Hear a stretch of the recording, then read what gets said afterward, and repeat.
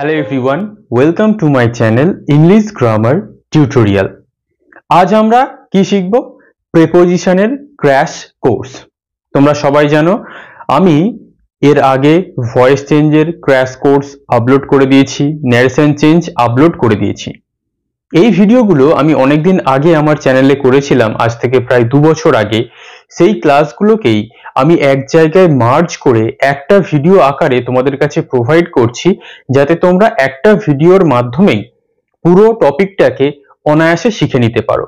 ঠিক তেমনি ভয়েস ন্যারেশনের পর আজ আমরা শিখব প্রেপোজিশন।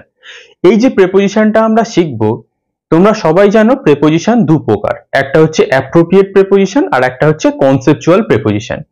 অ্যাপ্রোপ্রিয়েট প্রেপোজিশন আমরা কোনগুলোকে বলি? একটা ওয়ার্ডের পর যখন একটা পার্টিকুলার প্রেপোজিশন বসে সেটাকে আমরা বলি অ্যাপ্রোপ্রিয়েট প্রেপোজিশন। যেমন অ্যাফ্রেড এর পর আমরা অফ প্রেপোজিশন বসাই, অ্যাফ্রেড এর পর অফ বসলো, এটা হচ্ছে অ্যাপ্রোপ্রিয়েট প্রেপোজিশন। এছাড়া অনেক প্রেপোজিশন আছে যেগুলো হচ্ছে কনসেপচুয়াল প্রেপোজিশন। তোমরা সবাই জানো in, on, at, for, in, into, বিভিন্ন রকমের প্রেপোজিশন। এই প্রেপোজিশন গুলো কেন কনসেপচুয়াল প্রেপোজিশন? কারণ এগুলো বিভিন্ন, এর একটা নিয়ম আছে যে মাসের আগে একটা প্রেপোজিশন বসবে, সপ্তাহের আগে একটা প্রেপোজিশন বসবে, সময়ের আগে একটা, ছোট জায়গা, বড় জায়গা, মুভিং, স্ট্যাগন্যান্ট, বিভিন্ন রকমের যে কনসেপচুয়াল প্রেপোজিশন গুলো হয়, সেই সমস্ত কনসেপচুয়াল প্রেপোজিশনকে আমি এক জায়গায় করে তোমাদের সামনে ভিডিও আকারে প্রোভাইড করছি, যাতে তোমরা পুরো কনসেপচুয়াল প্রেপোজিশনের পার্টটাকে একটা ভিডিওর মাধ্যমেই শিখে নিতে পারো। তাহলে এই ভিডিওটা আশা করছি তোমরা যারা বিভিন্ন কম্পিটিটিভ পরীক্ষার জন্য প্রস্তুতি নিচ্ছ তোমাদের জন্য দারুণভাবে হেল্পফুল হবে। এছাড়া যারা মোটামুটি ইংলিশ গ্রামারটাকে শিখতে চাইছো তাদের জন্য এই কনসেপচুয়াল প্রেপোজিশনের ক্লাসটা দারুণভাবে হেল্পফুল হবে। এই ভিডিওগুলো আমি 2 বছর আগে করেছিলাম, সেগুলো আমি এক জায়গায় একত্রিত করে মার্জ করে দিচ্ছি, যাতে তোমরা ফুল প্রেপোজিশনের ক্লাসটাকে একটা ভিডিওতে দেখে নিতে পারো। তাহলে চলো আমরা ক্লাসটা শুরু করি।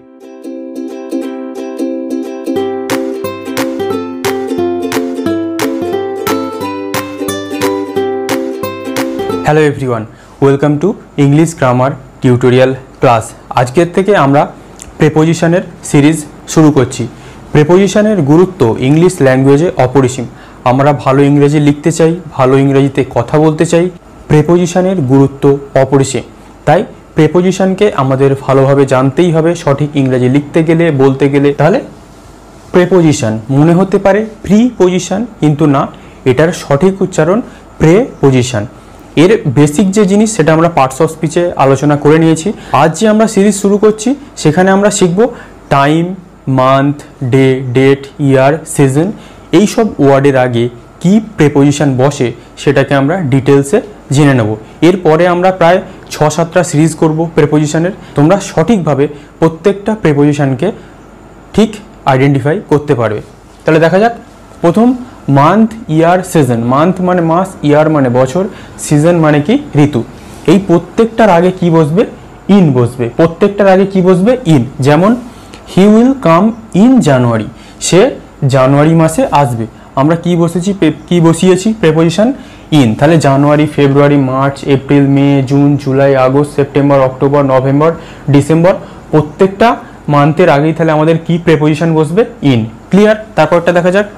হি ওয়াজ বর্ন ইন 2000, সে 2000 সালে জন্মেছে। তাহলে 2000, 1900, 1800, 1700 বা যে কোনো ইয়ারের আগে, সালের আগে কি বসবে? ইন। ক্লিয়ার? তারপরটা কি? I will buy a jacket in winter, আমি উইন্টার মাসে বা শীতকালে একটা জ্যাকেট কিনবো। তাহলে উইন্টারের আগে আমাদের কি প্রেপোজিশন বসেছে? ইন। তাহলে উইন্টার হোক, সামার হোক, অটাম হোক, স্প্রিং হোক, যে কোনো সিজন হোক, তার আগে কি প্রেপোজিশন বসবে? ইন। তাহলে ইন আমাদের ক্লিয়ার। মান্থ, ইয়ার, সিজন ক্লিয়ার। তারপরটা দেখো, ডে, ডেট। ডে মানে কি? দিন, আর ডেট মানে তারিখ। এই দুটোর আগে কি বসবে? অন। অন। দেখো, মাই ইন্টারভিউ ইজ অন মানডে, আমার ইন্টারভিউ সোমবার। তাহলে মানডের আগে কি বসেছে? অন। সেটা ফ্রাইডে হোক, স্যাটারডে হোক, সানডে হোক, সবার আগেই কি বসবে? অন। ক্লিয়ার? তারপরটা দেখা যাক। মাই exam is on 12th July, আমার পরীক্ষা জুলাইয়ের 12 তারিখে। তাহলে ডেট 12th জুলাই। ক্লিয়ার? যখন এই যে জুলাই যে মাসটা হলো, শুধু যদি মাসটা থাকতো তাহলে আমাদের কিন্তু ইন বসতো, যেহেতু এর আগে আমরা একটা ডেট যুক্ত করে দিয়েছি তাই কিন্তু আমাদের অন বসেছে। এটা কিন্তু ভালো করে খেয়াল রাখতে হবে আমাদের, শুধু যদি আমরা ডেট যোগ করি তবেই কিন্তু অন বসবে, যদি আমরা যে ডেট যোগ না করি তাহলে আমাদের কি বসবে, ইন। ক্লিয়ার? তারপরটা দেখা যাক, I come here on Sundays. আমি এখানে রবিবার করে আমি এখানে আসি, তাহলে সানডেজ রবিবার করে। সানডে মানে কিন্তু এখানে রবিবার করে বুঝিয়েছে, মানে কি প্রত্যেক রবিবার আমি এখানে আসি। সানডেজ হতে পারে, মানডেজ হতে পারে, টুইসডেজ হতে পারে। ক্লিয়ার? তাহলে তার আগে কি বসবে, অন। ক্লিয়ার? তারপরটা দেখা যাক, আই স্টার্টেড মাই চ্যানেল হবে, আই স্টার্টেড মাই চ্যানেল,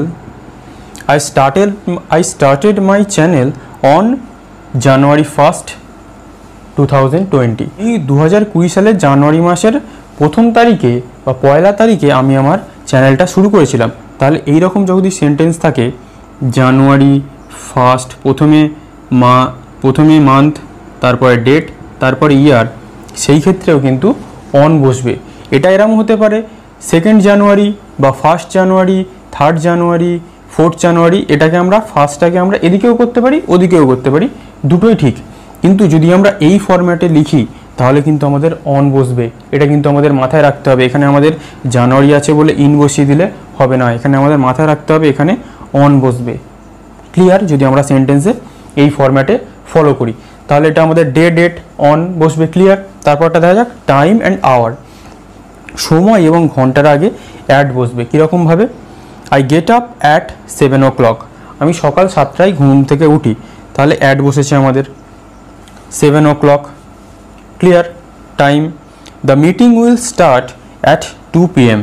মিটিংটা কখন শুরু হবে, 2 PM। সেটা 3 PM হতে পারে, সেটা 10 AM হতে পারে, যে কোনো টাইম হতে পারে। সেই টাইমের আগে আমাদের কি বসবে, অ্যাট। এবারে 7 o'clock, তারও আগে অ্যাট, তাহলে টাইম, আওয়ার, অ্যাট। বুঝতে পারলে? এরপরে আমরা আরও কিছু ডিটেলসে দেখে নেব। কিছু কিছু ওয়ার্ড থাকে বা এক্সপ্রেশন থাকে, তার আগে আমরা ইন বসাবো, অ্যাড বসাবো না অন বসাবো, সেগুলোকে কোয়ালিফাই করার জন্য সেগুলো আমরা সচরাচর গুলিয়ে ফেলি। কিন্তু আজকের পর থেকে, এই ক্লাসটা দেখার পর আমি তোমাদেরকে গ্যারান্টি দিচ্ছি আজকের পর থেকে আমরা সেটা নিয়ে আমাদের আর কোনো কনফিউশন থাকবে না। তাহলে দেখা যাক, I read in the morning. আমি সকালে পড়ি, তাহলে মর্নিংয়ের আগে কি বসবে, ইন দ্য মর্নিং, ইন বসবে। তাহলে ইনের পরে কিন্তু আমাদের দা লিখতে হবে, শুধু মর্নিং লিখলে হবে না। তাহলে I read in the morning, আমি সকালে পড়ি। He will come in the afternoon, সে দুপুরে আসবে। ইন দ্য আফটারনুন বা ইন দ্য ইভিনিং, সে সন্ধে আসবে। দা আর্টিকেল বসাতেই হবে। We are going to Kashmir in summer holidays. গরমের ছুটিতে বা গ্রীষ্মের ছুটিতে আমরা কাশ্মীর যাচ্ছি, তাহলে ইন সামার হলিডেজ। আমরা উইন্টার হলিডেজও লিখতে পারি, অটম হলিডেজও লিখতে পারি। এরকমভাবে যদি সেন্টেন্স থাকে তার আগে আমাদের কি লিখতে হবে, ইন। ক্লিয়ার?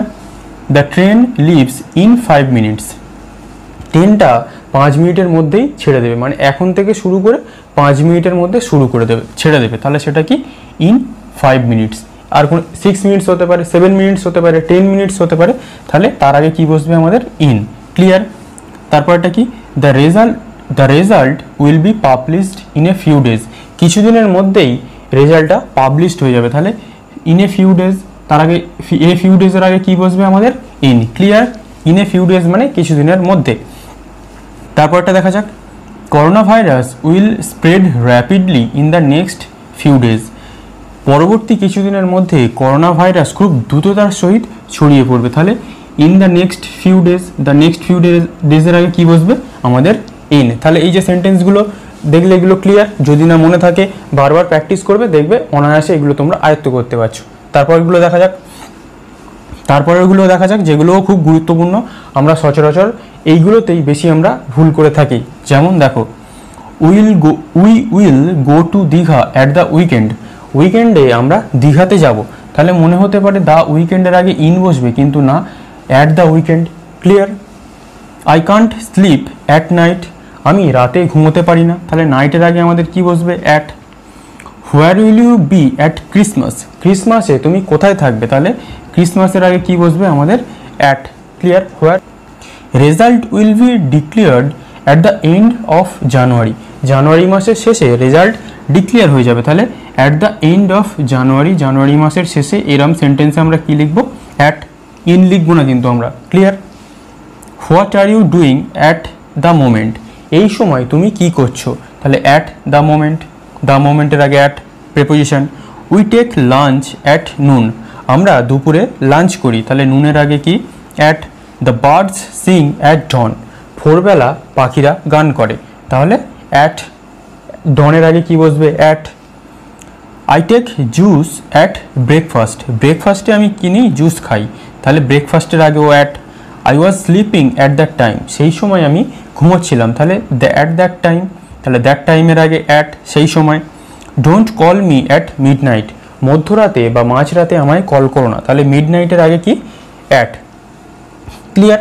এই যে at the weekend, at night, at Christmas, at the end of January, at the moment, at noon, at dawn, at breakfast, at that time, at mid night, এগুলোকে তোমাদের প্র্যাকটিস করতে হবে, তবেই কিন্তু তোমরা ভালোভাবে মনে রাখতে পারবে। এই সেন্টেন্সের মাধ্যমে বোঝালে তোমরা কিন্তু খুব অনায়াসে জিনিসটাকে বুঝতে পারবে।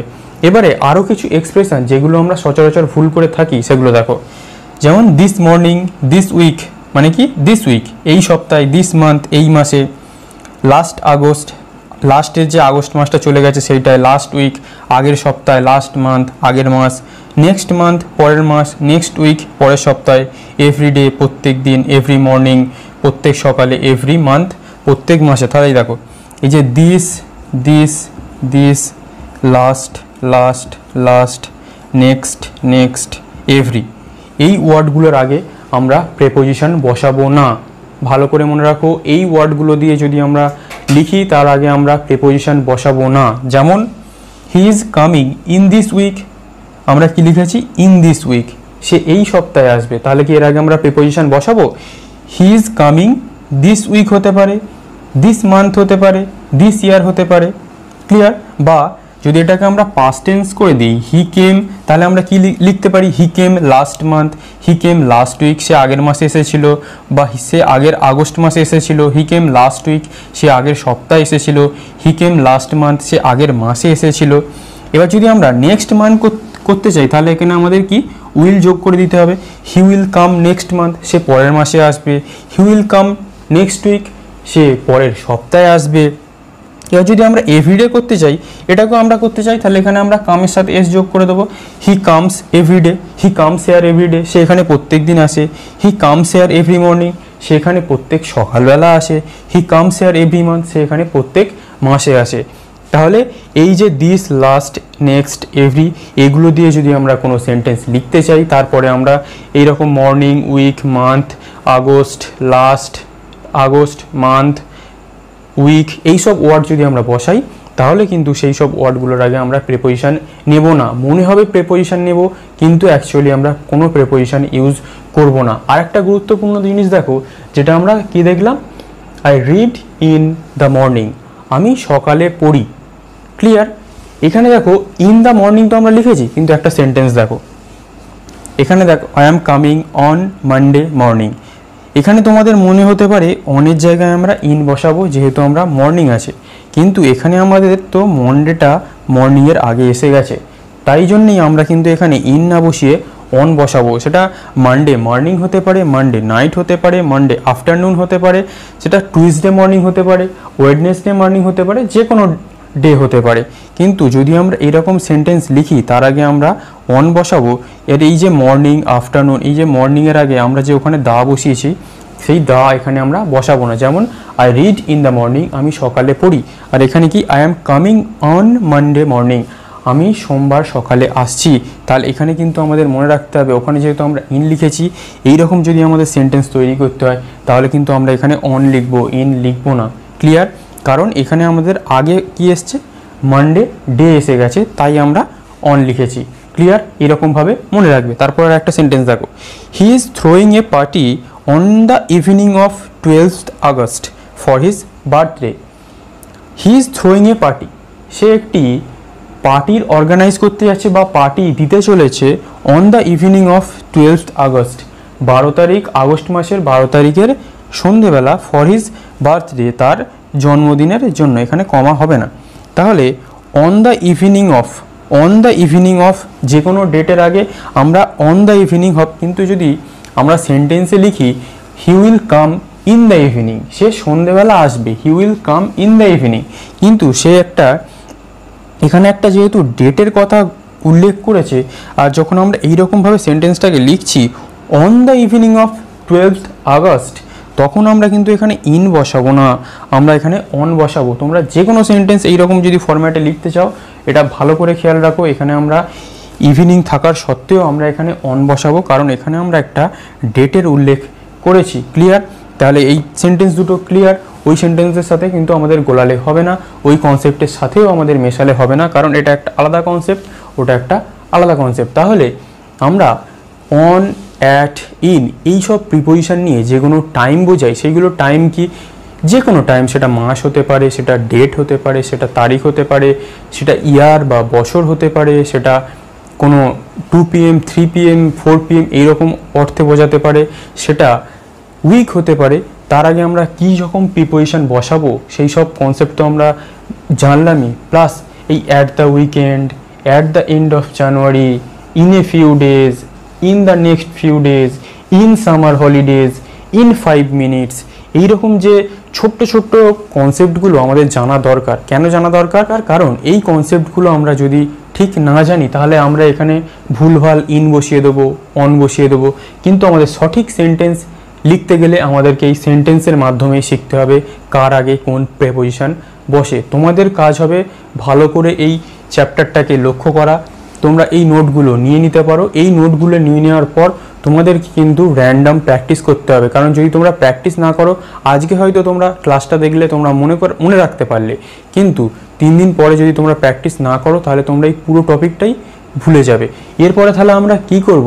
এই যে তোমরা তো দেখলে, বুঝলে, এরপরে আমরা এক্সারসাইজ কিছু করব যাতে তোমরা ভালোভাবে ওইগুলো এক্সারসাইজের অ্যান্সার দিতে পারো, যাতে তোমাদের নলেজ বাড়ে। এরপরে আমরা দেখব কিছু এক্সারসাইজ যেখানে তোমরা উত্তরগুলো দেওয়ার চেষ্টা করবে। Clear?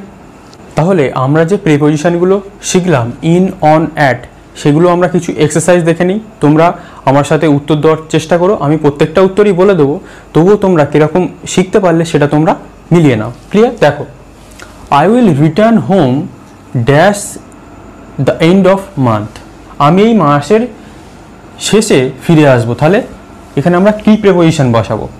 I will return home at the end of the month, মাসের শেষে আমি ফিরে আসবো। আমরা প্রিপোজিশন দেখেছি অ্যাট বসে। আই কান্ট স্লিপ, আমি ঘুমোতে পারি না, নাইটের আগে আমরা কি প্রিপোজিশন বসাবো? ইন, তাই তো? না, at night. Goodbye, see you in Monday, তাই তো? No, good on Monday. Do you work in Sundays? Do you work on Sundays. I got married at, হবে না, ইন হবে। আই গট ম্যারেড ইন 2000, আমি 2000 সালে বিয়ে করে নিয়েছিলাম। I like getting up early dash in the morning. I like getting up early in the morning. Clear? Olivia's birthday is dash May, মাসের আগে আমরা কি বসাই? In. Clear? We will go to Darjeeling dash summer. We will go to Darjeeling, আমরা দার্জিলিংয়ে যাব গ্রীষ্মে। সামারের আগে আমরা কি বসাবো? অন, তাই তো? সামারের আগে আমরা বসাবো in. We started our business, আমরা আমাদের ব্যবসা শুরু করেছিলাম 2015 সালে। তাহলে আমরা কি বসাবো? In. Good. Are you doing anything dash Saturday evening. Are you doing anything dash Saturday evening, তুমি কি শনিবার সন্ধ্যে কিছু করছো? তাহলে এর আগে আমরা কি বসাই? On. Are you doing anything on Saturday evening. I am leaving dash next Friday. I am leaving in next Friday, তাই তো? ভুল, কারণ এখানে কোনো প্রিপোজিশনই হবে না, কারণ এখানে নেক্সট আছে, NEXT, next. Clear? I always feel tired, আমি সবসময় ক্লান্ত বোধ করি। নাইটের আগে কি বসবে? In. At. Will you be at home dash this evening, এখানে কি বসবে? ইন, তাই তো? ভুল, কারণ এখানে কোনো প্রেপোজিশনই বসবে না, কারণ দিস ইভিনিং আছে, এই দিস ওয়ার্ডটা আছে, তাই। Clear? Leela was born dash 1990, সালের আগে আমরা কি বসাই? অ্যাট, তাই তো? ইন। Very good. তারপরটা দেখা যাক। We went to Kashmir dash last year, we went to Kashmir in last year, তাই তো? রং, কারণ কি লাস্ট ইয়ার, লাস্ট ওয়ার্ড আছে, আগের বছরে আমরা কাশ্মীর গেছিলাম, এই যে আমরা সেন্টেন্স বলেছিলাম তার আগে কোনো প্রেপোজিশন হবে না, ওখানেও কোনো প্রেপোজিশন হবে না। What are you doing dash the weekend, উইকেন্ডে তুমি কী করছো, তাহলে এখানে আমরা কী বসাবো, ইন, তাই তো? Very good. At, I met her dash every Sunday, I met her on every Sunday, তাই তো? রং, কেন রং, কারণ এখানে এভরি আছে, আমি তার সাথে প্রতিদিন সোমবার, প্রতিদিন রবিবার দেখা করি, এখানে কোনো প্রেপোজিশন হবে না। I will be back dash 5 minutes বা dash an hour, I will be back on 5 minutes, তাই তো? No, I will be back in 5 minutes, আমি 5 মিনিটের মধ্যে চলে আসছি, বা আমি 1 মিনিটের মধ্যে, বা আমি 1 ঘন্টার মধ্যে চলে আসছি। তারপরটা কি, goodbye, I will see you on a few days, তাই তো? Very good. In, the meeting will start in 2 PM, তাই তো? The meeting will start at 2 PM। তাহলে তোমরা এই এক্সারসাইজগুলো দেখলে, তোমরা এই এক্সারসাইজগুলো আশা করছি আমি ভুল বলেছি, কিন্তু তোমরা ঠিক বলেছো, আমি ভুল বলতেই পারি, কিন্তু আমি আমার ভুল ঠিক করেছি, তোমরা আশা করছি সব ঠিক করেছো। তাহলে এরপরে তোমাদের কাজ হবে, এই যে আমি এক্সাম্পলগুলো দিয়ে দিলাম, এক্সারসাইজগুলো দিয়ে দিলাম, এগুলো খাতায় নোট ডাউন করে রাখা, এবং তোমরা তোমাদের নিজের মতো করে বিভিন্ন সেন্টেন্স তৈরি করতে থাকবে। কিন্তু সেন্টেন্স তৈরি যতক্ষণ না করবে তোমরা কিন্তু ইংলিশে তোমাদের স্কিল ডেভেলপমেন্ট হবে না, সেটা রাইটিং স্কিল হোক, সেটা স্পিকিং স্কিল হোক। তাই এগুলো তোমরা প্র্যাকটিস করতে থাকো, এগুলো দেখবে তোমাদের একদম নিখুঁত সেন্টেন্স তোমরা এবার থেকে লিখতে পারছো। তাহলে এই যে on, an, on, in, at, এগুলো আমরা টাইমের ক্ষেত্রে কিভাবে ব্যবহার করা যায়, সেগুলো ডেট হতে পারে, সেটা ডে হতে পারে, সেটা মান্থ, ইয়ার, সিজন, টাইম, আওয়ার, সব ক্ষেত্রেই কিন্তু আমরা এর ব্যবহারগুলো দেখে নিয়েছি। আশা করছি তোমাদের আর কোনো কনফিউশন থাকার কথা নয়। যদি তোমাদের কোনো কনফিউশন থেকেও থাকে আমাকে অবশ্যই কমেন্টে জানাবে, আমি তোমাদের কনফিউশন ক্লিয়ার করার চেষ্টা করব। তাহলে আজকে আমাদের প্রেপোজিশনের প্রথম সিরিজ বা ফার্স্ট সিরিজ কমপ্লিট। এরপরে আমরা আরও অন্য সিরিজে চলে যাব, সেখানে আমরা আরও এই অন, ইন, অন, অ্যাট এরই ব্যবহার দেখব, কিন্তু এটা আরও অন্যভাবে, অন্য সিচুয়েশানে কীভাবে ব্যবহার হয়, সেটা আমরা টাইমের ক্ষেত্রে নয়, অন্য প্লেস, জায়গা বা যে কোনো জিনিস হতে পারে, সেটা আমরা দেখে নেব। তাহলে আজকের ক্লাস এই পর্যন্তই। কোনো কনফিউশন থাকলে আমাকে জানাবে অবশ্যই। তাহলে থ্যাংক ইউ ফর ওয়াচিং। পরের সিরিজে শীঘ্রই আমাদের দেখা হবে।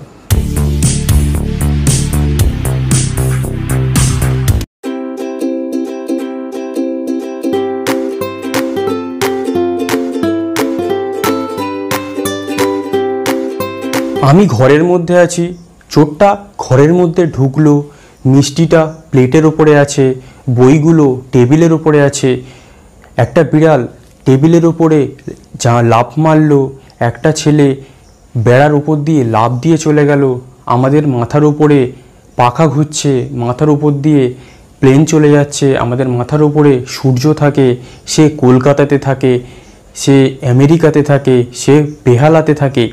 এই রকম যখন আমরা সেন্টেন্স লিখব তখন আমাদের প্রেপোজিশনের গুরুত্ব অপরিসীম। আমরা যতই ভালো সেন্টেন্স লিখতে চাই না কেন আমাদেরকে প্রেপোজিশন শিখতেই হবে, কারণ প্রেপোজিশনটাকে যদি আমরা ভালো করে না শিখি আমরা সঠিক সেন্টেন্স লিখতে পারবো না। কারণ কোন ওয়ার্ডের আগে কি প্রেপোজিশন বসবে সেটা আমরা ভালোভাবে না শিখলে বুঝতে পারবো না। আমাদের কনসেপ্ট একেবারে ক্লিয়ার থাকতে হবে। তাই আগের সিরিজে আমরা বিভিন্ন টাইম সম্পর্কে আমাদের প্রেপোজিশন দেখে নিয়েছি। আজকের ক্লাসে আমরা দেখব প্লেস বা জায়গা সম্বন্ধে। জায়গাটা শুধু জায়গা অর্থে নয়, বিভিন্ন জায়গা অর্থে আমরা এটাকে ব্যবহার করব। তাহলে দেখা যাক, আজকে আমরা দেখব in, on, into, at, above, over, আপন এই প্রেপোজিশনগুলো সম্পর্কে। তাহলে প্রথমে দেখা যাক ইন আর ইনটুর ব্যবহার। ইন মানেও মধ্যে, ইনটু মানেও মধ্যে, কিন্তু কিভাবে আমরা এই দুটোকে ডিফারেন্সিয়েট করব বা পার্থক্য নির্ধারণ করব দেখো। He is in the room মানে কি, সে ঘরের মধ্যে আছে। The thief broke into the room তার মানে কি চোরটা কিছু একটা ভেঙে ঘরের মধ্যে ঢুকে পড়লো, সেটা দরজা ভাঙতে পারে। Clear?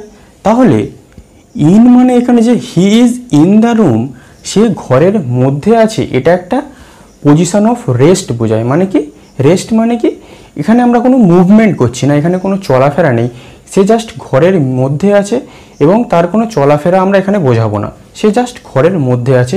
He is in the room.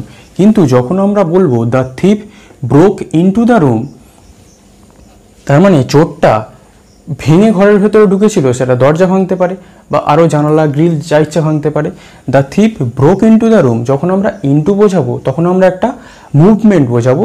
সে কোনো একটা মুভমেন্ট মানে কি, সেটা একটা চলাফেরা, কোনো একটা কাজ, সেইটার মাধ্যমে সে কিছু করে সেই ঘরের ভিতরে প্রবেশ করেছে। তাহলে ইন মানে হচ্ছে একটা রেস্ট, আর ইনটু মানে কোনো একটা মুভমেন্ট, চলাফেরা, সেটা বোঝাবো। ক্লিয়ার? তাহলে আমাদের ইন আর ইনটুর কনসেপ্ট ক্লিয়ার। এবার আমরা সেন্টেন্স দেখব। যেমন the table is in the room, টেবিলটা ঘরের মধ্যে আছে। The shoes are in the box, জুতোগুলো বক্সের মধ্যে আছে। The boy fell into the well, ছেলেটা কুয়ার মধ্যে পড়ে গেছিল। তাহলে কুয়ার মধ্যে পড়তে গেলে তার ছেলেটাকে হেঁটে হেঁটে ওখানে যেতে হবে, কিছু মুভমেন্ট করলে তবেই সেটা পড়বে। কিন্তু the table is in the room, টেবিলটা ঘরের মধ্যে আছে, সেটা কোনো মুভমেন্ট হচ্ছে না, সেটা জাস্ট ওই অবস্থায় আছে। The shoes are in the box, জুতোগুলো বক্সের মধ্যে আছে, জুতোগুলো ওই অবস্থায় আছে, সেখানে কোনো মুভমেন্ট হচ্ছে না। কিন্তু the boy fell into the well, এখানে একটা মুভমেন্ট বোঝাচ্ছে। কারণ কি, ছেলেটা কোনো একটা চলাফেরা করেই তবে কিন্তু কুয়ার মধ্যে গেছে, এমনি যায়নি। তারপরটি কি, the tiger moves into the cottage, cottage হবে না, এখানে কেজ হবে। The tiger moves into the cage মানে কি, বাঘটা খাঁচার ভেতরে ঢুকলো। The tiger moves into the cage মানে কি, টাইগারটা বা বাঘটা খাঁচার ভেতরে ঢুকলো, তাকে মুভমেন্ট করে ঢুকতে হচ্ছে। তাহলে ইনটু মানে কোনো মুভমেন্ট বা চলাফেরা, ইন মানে একটা রেস্ট বা কোনো চলাফেরা বোঝাবে না। ক্লিয়ার? তাহলে ইন আর ইনটুর মধ্যে আমাদের কনসেপ্ট ক্লিয়ার। এরপরে কি দেখবো, অন, আপন, ওভার, অ্যাবভ, সবগুলোই উপরে বোঝায়, কিন্তু কিভাবে উপরে বোঝায় সেটা আমাদের ক্লিয়ার কনসেপ্ট থাকতে হবে, নাহলে কিন্তু আমাদের সেন্টেন্স ভুল হয়ে যাবে। দেখো, the book is on the table, the book is on the table মানে হচ্ছে বইটা হচ্ছে টেবিলের উপরে আছে। ধরো এই টেবিল, এই বইটা এরকম আছে, তার the book is on the table, বইটা টেবিলের উপরে আছে। The book is on the table, rest অবস্থায় আছে, the book is on the table, এরকমভাবে বইটা পড়ে আছে, সেটাকে আমরা কি বলবো, the book is on the table. Clear? তারপরটা কি, the cat jumped upon the table, বিড়ালটা লাফ মেরে টেবিলের ওপরে উঠলো। ধরো এই টেবিল আছে, বিড়ালটাই লাফ মেরে এই টেবিলের ওপরে উঠে গেল। The cat jumped upon the table, the cat jumped upon the table, বিড়ালটা লাফ মেরে এই টেবিলের উপরে উঠলো। ক্লিয়ার? তারপরটা কি, the boy jumped over the table, এবারে দেখো over, the boy jumped over the table মানেটা কি, ছেলেটা জাম্প মেরে বা লাফ মেরে টেবিলের উপর দিয়ে চলে গেল। তোর এই table, the boy jumped over the table, টেবিলে টাচ করলো না, কিন্তু the boy jumped over the table, ছেলেটা টেবিলের উপর দিয়ে চলে গেল, টাচ না করে। ওভার তাহলে কি, টাচ না করা, জাম্প মানে কি, লাফ মেরে ওখানে গিয়ে টাচ করে বসা। ক্লিয়ার? আপন আর ওভার। এবারে দেখো, the fan is moving over our head, ফ্যানটা আমাদের মাথার উপরে ঘুরছে। এখানে আবার ওভারের অর্থটা চেঞ্জ হয়ে গেছে। ওভার মানে কি, এই মাথার উপরে বোঝাবে। Clear? The fan is moving over our head, ফ্যানটা আমাদের মাথার উপরে ঘুরছে। ক্লিয়ার? তারপরটা কি, the plane flew over Kolkata, প্লেনটা কলকাতার ওপর দিয়ে উড়ে চলে গেল। The plane flew over Kolkata, ওপর দিয়ে উড়ে চলে যাওয়া। এবারে দেখো, the sun is above our head, সূর্যটা আমাদের মাথার উপরে আছে। এখানে অ্যাবভ কেন হলো, ওভার না হয়? কারণ যখন আমরা ওভার বোঝাবো তখন সেটা সামান্য উঁচু হতে পারে, বা এমন কোনো উঁচুতে যেটা এটা মুভমেন্ট করে চলে যাচ্ছে, এইরকম জিনিস বোঝাবো। হয় মাথার আমাদের সামান্য উঁচুতে বা কোনো একটা হরাইজন্টাল মুভমেন্ট এরমভাবে চলে যাচ্ছে, সেটাকে আমরা বোঝাবো ওভার। আর যখন আমরা বলবো অ্যাবভ, তখন আমাদের সেটাকে অনেক অনেক ওপরে বোঝাবে। যেমন the stars are above our head, এরম বোঝাবো। The moon is above our head, the sun is above our head, কারণ সান, সূর্য, চাঁদ, তারা আমাদের অনেক উপরে। কিন্তু যখন আমরা ওভার আওয়ার হেড বুঝিয়েছি, তখন হয় আমাদের সামান্য উপরে আছে, নয় কোনো মুভমেন্ট করে কোনো জিনিস আমাদের উপর দিয়ে চলে গেছে। ক্লিয়ার? তাহলে এই কনসেপ্ট ক্লিয়ার। তাহলে এবার আমরা কিছু অন নিয়ে আমাদের কনসেপ্ট ক্লিয়ার করে নেবো। দেখো, keep the sweets on the plate, keep the sweets on the plate মানে মিষ্টিগুলোকে টেবিলের উপরে রাখো, এই উপরে রাখা। Clear? Please sit on the chair, চেয়ারের উপরে বসো। Please sit on the chair, চেয়ারের উপরে বসো। মানে কারোর কিছু উপরে বোঝালে সেটাকে আমাদের বোঝাতে হবে অন। যেটাকে মিষ্টি রাখতে পারি, সেখানে আমরা বসতে পারি, সেখানে বই রাখতে পারি, যা ইচ্ছা হতে পারে, জাস্ট উপরে বসাটাই main. Clear? Don't sit on the grass, it's wet, ঘাসের উপর বসো না, এটা ভিজে, মানে ঘাসের উপরে আমরা বসছি, এই ঘাসের উপরে আমরা বসছি, তাহলে অন। ঘাসের উপরে বসো না, এটা ভিজে। Right your name on the envelope. এই ধরো আমাদের খাম, এখানে আমাদের এনভেলপের ওপরে আমাদের নাম লিখতে হয়। Right your name on the envelope মানে জাস্ট এনভেলপের ওপরে আমাদের নাম লিখতে হয়। ছেলে ওপরে বসালে আমরা কি, অনের মানেটা কি তোমরা বুঝতে পারলে, ক্লিয়ার। তারপরে দেখো ইন আর অ্যাট। ইন আর অ্যাট, ইন আমরা যখন কোনো বড় জায়গা বোঝাবে তখন আমরা ইন বোঝাবো, আর যখন আমরা ছোট জায়গা বোঝাবো তখন অ্যাট। যেমন হি লিভস ইন লন্ডন, সে লন্ডনে থাকে। হি লিভস ইন কলকাতা হতে পারে, হি লিভস ইন মুম্বাই হতে পারে, হি লিভস ইন আমেরিকা হতে পারে, হি লিভস ইন ইন্ডিয়া হতে পারে, হি লিভস ইন, মানে কোনো বড় শহর বা কোনো বড় দেশের আগে আমরা ইন বসাবো। আর অ্যাট কখন বসাবো, যেমন আমাদের কোনো ছোট গ্রাম হতে পারে, ছোট জায়গা হতে পারে, যেমন আই লিভ অ্যাট বেহালা, আমি বেহালাতে থাকি। তোমরা তোমাদের গ্রামের যেখানে থাকো সেটা একদম ছোট জায়গা, সেখানে তোমরা অ্যাট বসাবে তোমাদের গ্রামের আগে, ক্লিয়ার। তারপরটা কি, he lives in a village. কিন্তু যখন আমরা in a village, in a city, in a town, তখন আমরা অ্যাড না বসিয়ে তখন কিন্তু আমরা ইন বসাবো। যেমন সে গ্রামে থাকে, সে শহরে থাকে বা সে টাউনে থাকে, ক্লিয়ার। তার তখন আমরা কি বসাবো, in. She lives in the district of Bardhaman, সে বর্ধমান ডিস্ট্রিক্টে থাকে। তাহলে এইরকম সেন্টেন্সের ক্ষেত্রে আমরা ইন দ্য ডিস্ট্রিক্ট অফ বর্ধমানের আগে অ্যাট না বসিয়ে আমরা ইন বসাবো। তাহলে ইন অ্যাট কনফিউশন ক্লিয়ার, একটা হচ্ছে বড় জায়গার আগে, একটা ছোট জায়গার আগে। কিন্তু যখন আমরা in a village, in a town, in a city, তখন in the district of Bardhaman বা যে কোনো ডিস্ট্রিক্ট হতে পারে, তখন আমরা ইন বসাবো এই রকম সেন্টেন্সের ক্ষেত্রে। তাহলে আশা করছি এই রকম যে কনসেপ্ট আমাদের ক্লিয়ার। এরপরে আমাদের আরও কিছু কনসেপ্ট আছে এই প্রেপোজিশনগুলো নিয়ে, সেটাও আমরা ক্লিয়ার করে নেব। আমরা প্রথম প্রেপোজিশনটা কি দেখেছিলাম, ইন মানে কি, একটা চার দেওয়ালের মধ্যে কিছু আছে বা কারোর মধ্যে কিছু আছে, যেমন চারদিকে ঘেরা, তার মধ্যে কিছু আছে, সেটা আমরা ইন বুঝিয়েছিলাম। সেটা আমরা পজিশন অফ রেস্ট মানে কিছু আছে এই অর্থে বুঝিয়েছিলাম, সেখানে কোনো চলাফেরা বোঝায়নি। কিন্তু এখন আমরা ইন আর অ্যাটের একটা কনসেপ্ট দেখব, যেখানে ইন মানে আমরা বোঝাবো কিছু মুভমেন্ট, কিছু চলাফেরা, আর অ্যাট মানে একটা, যেটা আমরা ইনে বুঝিয়েছিলাম যে একটা কোনো থেমে থাকা অবস্থা, সেটা বোঝাবো। কিন্তু এখানে ইনটা এই চার দেওয়ালের মধ্যে আমরা বুঝিয়েছিলাম, কিন্তু এখানে অ্যাটটাকে আমরা চার দেওয়ালের মধ্যে নাও বোঝাতে পারি, কিন্তু আমরা একটা থেমে থাকা অবস্থায় কিছু বোঝাবো। দেখো, the train is in motion. The train is in motion মানে হচ্ছে কিন্তু ট্রেনটা চলছে। মোশন মানে কি চলাফেরা করা বা চলা। The train is in motion, তাহলে কি এখানে ইন মানে কিন্তু একটা মুভমেন্টের আগে বসিয়েছে, মুভমেন্ট বোঝাচ্ছে। তাহলে কি ট্রেনটা চলছে। The work is in progress, তার মানে কি কাজটা চলছে। The work is in progress. তাহলে এখানে আগে আমরা ইন মানে বুঝেছিলাম he is in the room, মানে সে রুমের মধ্যে আছে, চার দেওয়ালের মধ্যে সে আছে। কিন্তু এখানে আমরা ইনটাকেই আবার কোনো চলাফেরা অর্থে ব্যবহার করলাম।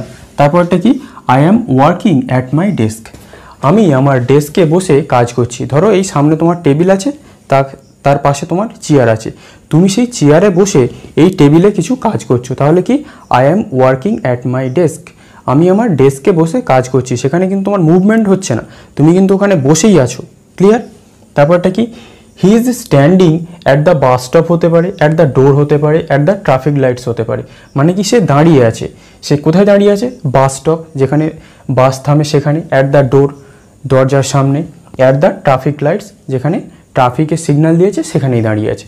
তাহলে এখানে অ্যাট মানে কি কোনো একটা থেমে থাকা অবস্থা, রেস্ট অবস্থা বোঝাচ্ছে, আর এখানে ইন মানে একটা চলাফেরা জিনিস বোঝাচ্ছে, ক্লিয়ার। তারপরটা দেখো, right your name at the top, at the bottom, at the end of the page.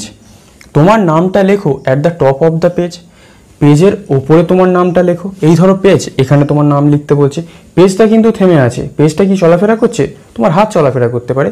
তাহলে যখন at the top of the page মানে কি তোমার এই পেজের ওপরে লেখো, at the bottom of the page পেজের নিচে তোমার নাম লেখো, বা at the end of the page সব পেজটা উল্টে দাও এবং লাস্টে যে পেজটা আছে সেখানে তোমার নাম লেখো। তাহলে সেটার আগে কি বসবে আমাদের, অ্যাট। তাহলে ইন অ্যাট এখানে আমাদের কনসেপ্ট ক্লিয়ার। আর একটা আমাদের ইন অ্যাটের কনসেপ্ট আছে, ভালো করে লক্ষ্য করো।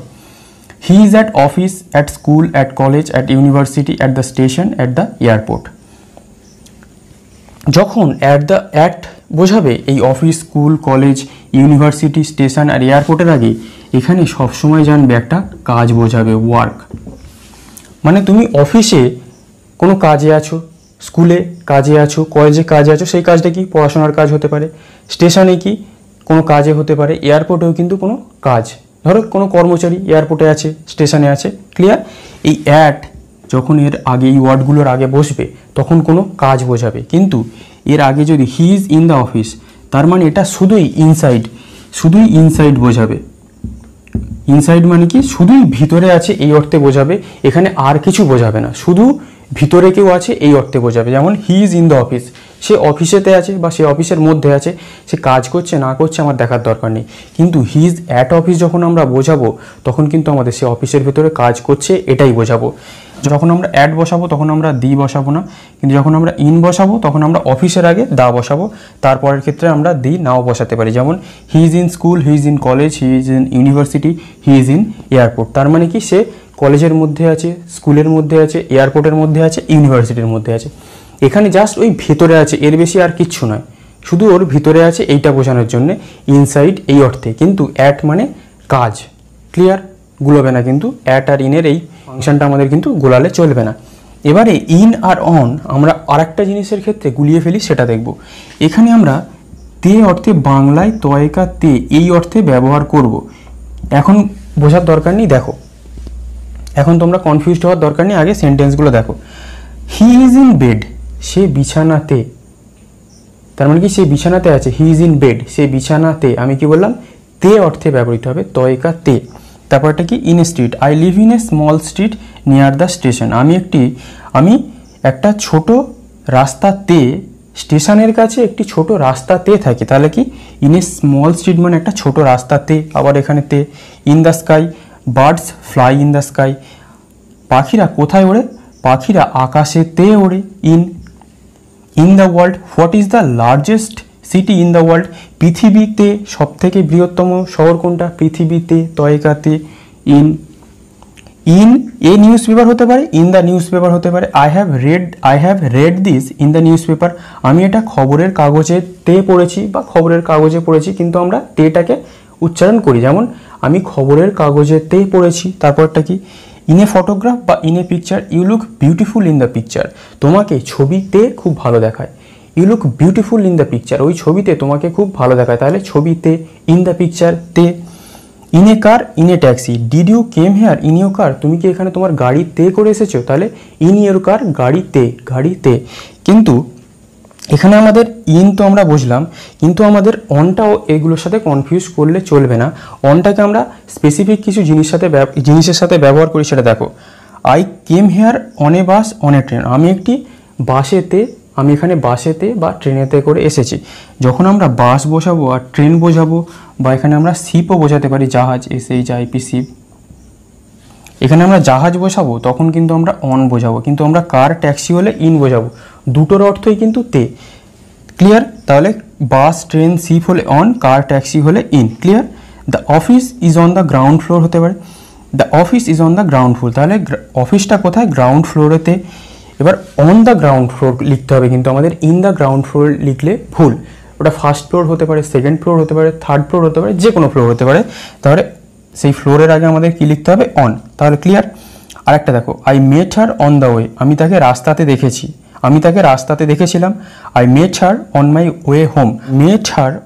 ওয়ে হোম, মানে কি আমি যখন বাড়িতে আসছিলাম তখন আমার তার সাথে দেখা হয়েছিল। আর I met her on the way মানে তাকে আমি রাস্তাতে দেখেছিলাম, একটা বাড়িতে আসার সময় দেখেছিলাম আর একটা রাস্তাতে দেখেছিলাম, দুটোই রাস্তাতে দেখেছি, একটা বাড়িতে আসার সময় দেখেছি আর একটা জাস্ট রাস্তাতে দেখেছি, ক্লিয়ার। তাহলে এখানে on the way, on my way home, এখানে কিন্তু ইন লিখলে হবে না।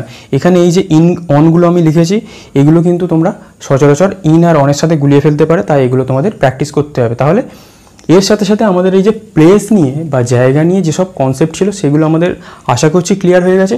এরপরে আমি তোমাদের কিছু এক্সারসাইজ এখানে পেস্ট করে দেবো, তোমরা এক্সারসাইজগুলো সলভ করার পর দেখবে তোমাদের এই প্লেস নিয়ে প্রিপোজিশন সম্পর্কে আর কোনো সন্দেহ থাকছে না। তোমরা খুব সুন্দর এবং নিখুঁত নির্ভুল সেন্টেন্স, যে কোনো ধরনের সেন্টেন্স এই প্লেসের ক্ষেত্রে বা আগের ক্লাসে আমরা যেটা শিখেছিলাম টাইমের ক্ষেত্রে অনায়াসে লিখতে পারবে। তোমাদের আর প্রিপোজিশন নিয়ে কোনো ভাবনা চিন্তা করার কারণ নেই। তাহলে আজ এই পর্যন্তই, আশা করছি তোমরা ক্লাসটা বুঝতে পেরেছো, তোমাদের ক্লাস ভালো লেগেছে। এরপরে আমরা আরও প্রিপোজিশনের সিরিজ নিয়ে আসবো। আজ এই পর্যন্তই, থ্যাংক ইউ ফর ওয়াচিং।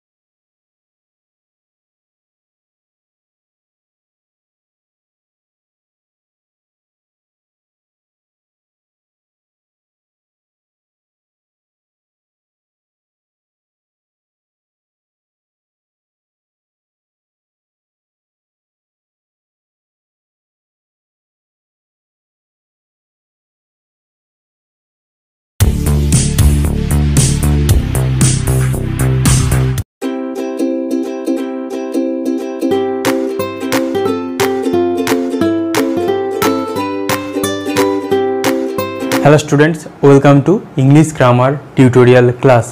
আজকের ক্লাসে আমরা প্রিপোজিশন অফ টাইমের পার্ট 2 নিয়ে আলোচনা করব। সেখানে আমরা দেখব কোন কোন সময়ের আগে আমরা কীভাবে প্রিপোজিশনের ইউজ করি। এখানে আমরা দেখব since, from, during, while, until, from, to, etcetera. এইসব প্রিপোজিশনকে আমরা কিভাবে টাইমের ক্ষেত্রে ব্যবহার করি, যেটা আমাদের জানাটা খুবই দরকার, কারণ এই প্রিপোজিশনগুলো আমাদের সবসময়ই কাজে লাগে। তাহলে চলো এক এক করে শুরু করা যাক। ফ্রম টু, এই ফ্রম আর টু আমরা কিভাবে ব্যবহার করব একটা সেন্টেন্সে দেখো। I work from Monday two Friday. I work from Monday two Friday. আমি সোমবার থেকে শুক্রবার পর্যন্ত কাজ করি। তাহলে I work from Monday two Friday, আমি সোমবার থেকে শুক্রবার পর্যন্ত কাজ করি। প্রথমটাই হবে ফ্রম, তারপরেরটা to. I lived here from 2000 to 2015। আমি এখানে বসবাস করেছিলাম 2000 থেকে 2015 সাল পর্যন্ত। যেটা স্টার্টিং সেটা হবে ফ্রম, যেটা লাস্ট সেটাতে তার আগে কি বসবে, টু। ক্লিয়ার? তারপরটা কি, আনটিল। আনটিল মানে কি, যতক্ষণ না। দেখো, wait here until I come back. Wait here এখানে অপেক্ষা করো, আনটিল আই কাম ব্যাক যতক্ষণ পর্যন্ত না আমি ফিরে আসি। I will be in Kolkata until Friday. I will be in Kolkata until Friday, আমি কলকাতাতে থাকবো আনটিল ফ্রাইডে, শুক্রবার পর্যন্ত। তার মানে কি, আমি শুক্রবার পর্যন্ত কলকাতাতে থাকবো। তাহলে আনটিলের ব্যবহার দেখলে। এরপরে দেখো বিফোর। বিফোর এটা মনে হতে পারে সহজ, কিন্তু এই বিফোরের যে ইউজগুলো তোমরা দেখবে সেগুলো কিন্তু কিছু কনফিউজিং ইউজেস আছে, সেগুলো তোমাদের জেনে রাখা দরকার।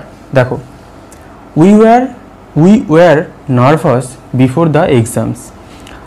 উই ওয়ার নার্ভাস, আমরা নার্ভাস ছিলাম বিফোর দ্য এক্সামস, পরীক্ষার আগে। তারপরটা কি, we should brush before going to bed. We should brush before going to bed, শুতে যাওয়ার আগে আমাদের ব্রাশ করা উচিত। তাহলে বিফোরের পরে আমাদের যে ভার্বটা হবে সেই ভার্বের সাথে আইএনজি যোগ করতে হবে। বিফোরের পরে যে ভার্বটা হবে তার সাথে আইএনজি যোগ করতে হবে। তারপরটা কি, before eating the apple we must wash it. Before eating the apple, অ্যাপেলটা খাওয়ার আগে উই মাস্ট ওয়াশ ইট, আমাদেরকে অবশ্যই আপেলটাকে ধোয়া উচিত। তাহলে বিফোরের পরে কি হয়েছে, ইটের সাথে আইএনজি যোগ হয়েছে। ক্লিয়ার? তাহলে বিফোর আগে বোঝালেও আমাদেরকে এই ইউজগুলোর খেয়াল রাখতে হবে সেন্টেন্স লেখার ক্ষেত্রে। ক্লিয়ার? তারপরটা কি, আফটার। আফটারের মনে হতে পারে আফটার মানে তো পরে, আমরা সবাই জানি, কিন্তু এর ইউজগুলো দেখো। After watching the movie I went to sleep. After watching the movie, মুভিটা দেখার পর আই ওয়েন্ট টু স্লিপ, আমি ঘুমোতে গেছিলাম। দেখো, এখানে আফটারের পরে ওয়াচিংয়ের সাথে আইএনজি যোগ হয়েছে। এখানে কিন্তু আমরা আফটার ওয়াচ দ্য মুভি লিখবো না, আফটার ওয়াচিং দ্য মুভি বা যে কোনো ভার্ব বসতে পারে, তার সাথে আমরা আইএনজি যোগ করব। I was tired after the exam. I was tired, আমি ক্লান্ত ছিলাম আফটার দ্য এক্সাম, পরীক্ষার পরে। যেমন এখানে আফটারের পরে আমরা কি বসিয়েছি, দ্য এক্সাম। নাউন থাকলে তো যেমন আসে তেমনই বসাবে, কিন্তু ভার্ব থাকলে খেয়াল রাখবে আমরা যেন ভার্বের সাথে আইএনজি যোগ করি। তারপরটা কি, he came back after a few days. He came back, সে ফিরে এসেছিল আফটার এ ফিউ ডেজ, কিছুদিন পরে। তাহলে এই গেল আফটারের ব্যবহার। তারপরে কি, ডিউরিং আর হোয়াইল। ডিউরিং আর হোয়াইলের ব্যবহারটা এক, কিন্তু এখানে যে সেন্টেন্সটা লিখতে হবে সেটা একটু ডিফারেন্স। দেখো, we should not speak during the meal. We should not speak during the meal মানে কি, উই শুড নট স্পিক, আমাদের কথা বলা উচিত নয়, ডিউরিং দ্য মিল, যখন আমরা খাবারটা খাচ্ছি।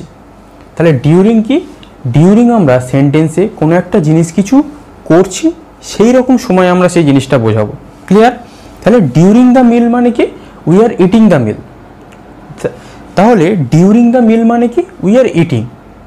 ডিউরিং দ্য মিল মানে কি, উই আর ইটিং। তাই ডিউরিং দ্য মিল এখানে বুঝিয়েছি, তার মানে কি, আমরা খাচ্ছি। তাহলে কি, উই শুড নট স্পিক, আমাদের কথা বলা উচিত নয় ডিউরিং দ্য মিল, খাওয়ার সময়। Clear? We should not use mobile during the class. We should not use mobile, আমাদের মোবাইল ব্যবহার করা উচিত নয় ডিউরিং দ্য ক্লাস, যখন ক্লাসটা চলছে। তাহলে ডিউরিং দ্য ক্লাস মানে কি? The class is in progress, ক্লাসটা চলছে। তাহলে ডিউরিং আমরা কখন ব্যবহার করি? যখন কোনো একটা জিনিস হচ্ছে, চলছে, এই রকম বোঝাচ্ছে, মানে ওই কন্টিনিউয়াস প্রসেসের মতো। ক্লিয়ার?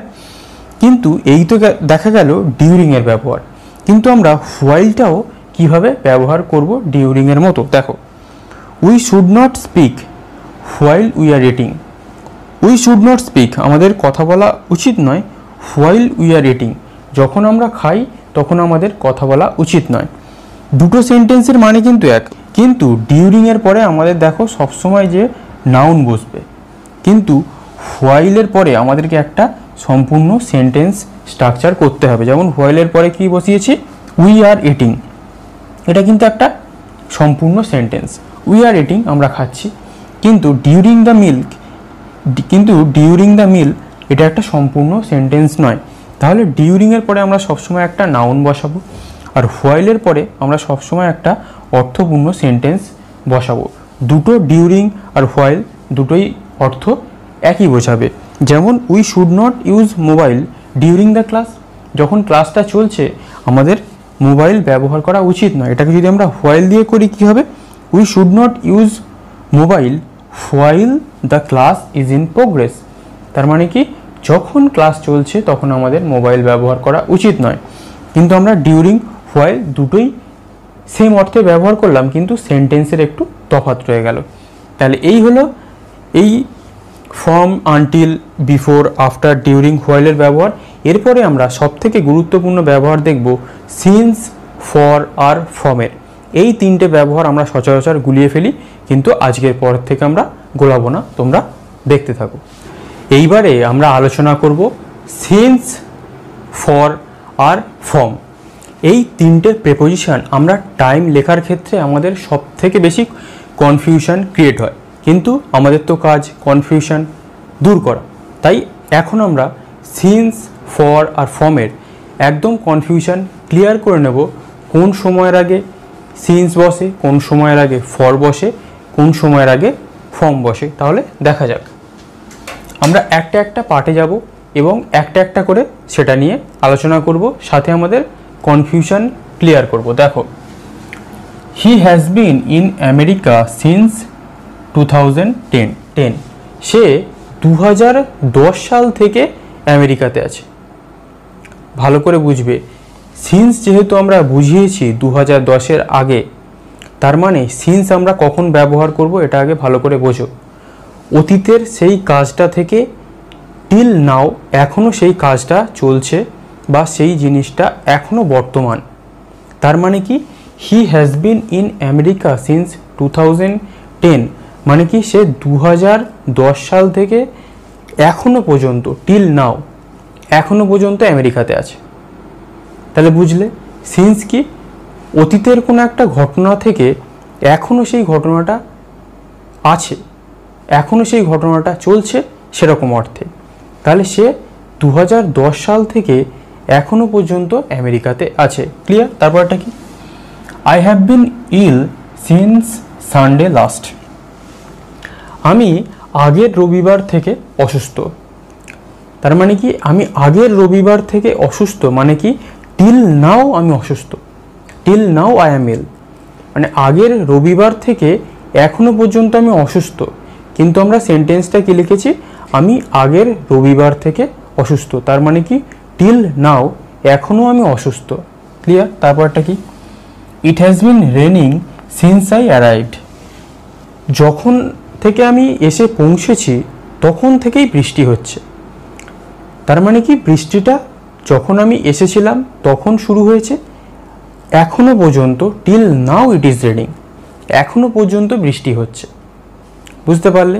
তাহলে সিন্স অতীতের একটা জিনিস, সেটা শুরু হয়েছে এবং সেটা till now it is continuing, এবং এখনো পর্যন্ত সেটা হচ্ছে, সেরকম অর্থে আমরা সিন্সের ব্যবহার করব। তারপরটা কি? ফর। ফর আমরা কীরকমভাবে ব্যবহার করব দেখো, he stayed here for 3 days। সে এখানে 3 দিনের জন্য ছিল। He stayed here for 3 days, সে এখানে 3 দিনের জন্য ছিল।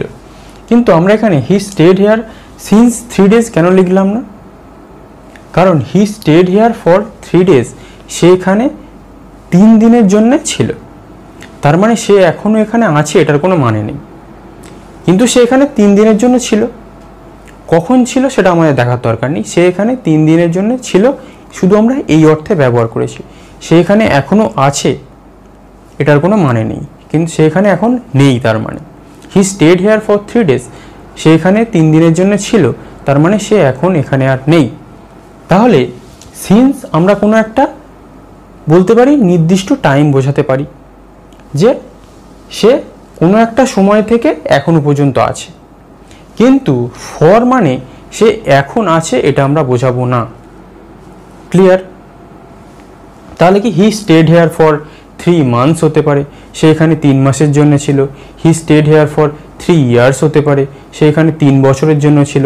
He stayed here for 3 minutes হতে পারে, সে এখানে 3 মিনিটের জন্য ছিল।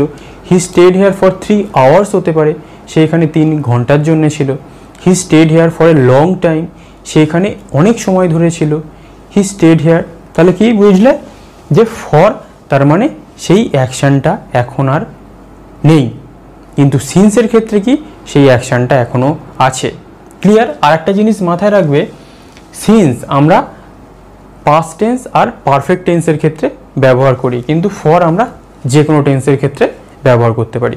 সিন্স পাস্ট টেন্স আর পারফেক্ট টেন্সের জন্য শুধু আমরা ব্যবহার করব, যে কোনো পারফেক্ট টেন্স আর পাস্ট টেন্স। ক্লিয়ার? তাহলে দেখো, they have been married for 10 years, they have been married for 10 years, তারা 10 বছর ধরে তাদের বিবাহিত জীবন, তাদের বিবাহিত জীবন 10 বছরের। কিন্তু এখন যে তারা বিবাহিত এটা আমরা শিওর নয়, তারা ডিভোর্স হয়ে যেতে পারে। ক্লিয়ার?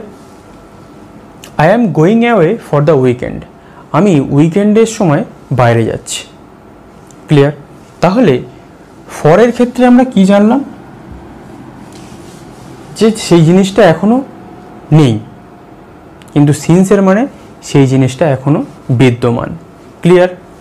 আর কি, ফর আমরা যে কোনো টেন্সের ক্ষেত্রে ব্যবহার করতে পারি, কিন্তু সিন্স পারফেক্ট টেন্স আর যে কোনো পারফেক্ট টেন্স, এটা প্রেজেন্ট পারফেক্ট হতে পারে, পাস্ট পারফেক্ট হতে পারে, ফিউচার পারফেক্ট হতে পারে, এবং পাস্ট টেন্সের ক্ষেত্রে। ক্লিয়ার? তারপরটা দেখো, এবার সিন্স আর ফর্মের একটা কনফিউশন দেখো। He started working since from the age of 15, he started working, সিন্সও হতে পারে, ফ্রমও হতে পারে, দ্য এজ অফ 15, সে 10 বছর বয়স থেকে কাজ করা শুরু করেছিল। এখানে আমরা সিন্সও ব্যবহার করতে পারি, ফ্রমও ব্যবহার করতে পারি, বাকি অর হিজ চাইল্ডহুড, বাকি সে শৈশবকাল থেকে কাজ করা শুরু করেছিল। সিন্স ফর্ম দুটোই ব্যবহার করতে পারি। তারপরটা দেখো, হি has been here from since Monday last, সেখানে লাস্ট সোমবার থেকে এখানে আছে। আমরা ফর্মও ব্যবহার করতে পারি, সিন্সও ব্যবহার করতে পারি। এখানে সিন্স ফর্ম আমরা পাস্ট টেন্স, এখানে সিন্স ফর্ম আমরা প্রেজেন্ট পারফেক্টে ব্যবহার করলাম। এখানে আমরা ফর্মও ব্যবহার করতে পারি আর সিন্সও ব্যবহার করতে পারি। কিন্তু কেন আমরা সিন্স আর ফর্মটাকে দেখলাম এইবারে বুঝবো। He begins training from since today, he begins training, সে ট্রেনিং শুরু করছে ফ্রম সিন্স টুডে, সে আজ থেকে ট্রেনিং শুরু করছে। আমরা এখানে ফ্রম সিন্স দুটোই কি ব্যবহার করতে পারি? তোমাদের কি মনে হয়? অবশ্যই পারি না, ওই জন্যই এখানে লেখা। এখানে আমরা সিন্সের ব্যবহার করব না। কেন ব্যবহার করব না? কারণ সে আজ থেকে ট্রেনিং শুরু করছে, আর এটা আমরা কোন টেন্সে লিখেছি? প্রেজেন্ট ইনডিফিনিটে। আর আমরা কি বলেছি? পারফেক্ট, সেটা প্রেজেন্ট পারফেক্ট হতে পারে, পাস্ট পারফেক্ট হতে পারে, ফিউচার পারফেক্ট হতে পারে, আর পাস্ট টেন্সের ক্ষেত্রে আমরা সিন্সের ব্যবহার করি। কিন্তু এটা যেহেতু প্রেজেন্ট ইনডিফিনিট, আমরা সিন্স ব্যবহার করতে পারি না, কিন্তু ফর্ম আমরা যে কোনো টেন্সের ক্ষেত্রে ব্যবহার করতে পারি। তাহলে আরেকটা দেখা যাক, he will begin training from since today, সে আজ থেকে ট্রেনিং শুরু করবে। তাহলে আমরা সিন্স বসাবো না ফর্ম বসাবো? সে আজ থেকে ট্রেনিং শুরু করবে। তাহলে অবশ্যই আমরা সিন্স বসাবো না, কারণটা কি ফিউচার ইনডিফিনিট। তাহলে he will begin training from today, সে আজ থেকে ট্রেনিং শুরু করবে। আর এটা কি he begins training from today, সে আজ থেকে ট্রেনিং শুরু করছে। He begins training since today, সে আজ থেকে ট্রেনিং শুরু করছে। যখন আমরা he begins training from today বলবো, তার মানে কি সে আজ থেকে ট্রেনিং শুরু করছে। He begins training from today, সে আজ থেকে ট্রেনিং শুরু করছে। আর he will begin training from today মানে কি সে আজকে ট্রেনিং শুরু করবে। ফ্রম যে কোনো সেন্টেন্সের ক্ষেত্রে, যে কোনো টেন্সের ক্ষেত্রে আমরা ব্যবহার করতে পারি। আর সিন্স কি শুধুমাত্র পাস্ট আর যে কোনো পারফেক্ট টেন্সের ক্ষেত্রে। তাহলে এর সাথে সাথে মোটামুটি আমাদের প্রিপোজিশন অফ টাইম বা সময় সম্পর্কে আমাদের যে প্রিপোজিশনের ব্যবহার সেটা কমপ্লিট। আশা করছি তোমাদের খুব ভালো লেগেছে। এইবারে আমি তোমাদেরকে কিছু হোমওয়ার্ক দেব, তোমরা সেটা করে কমেন্টে জানাবে, তারপরে আমি সেটার রিপ্লাই তোমাদের দিয়ে দেবো। তোমরা এই ভিডিওটাকে যত পারো শেয়ার করে দাও, কারণ যারা জানতে পারছে না তাদেরকেও জানার সুযোগ করে দাও।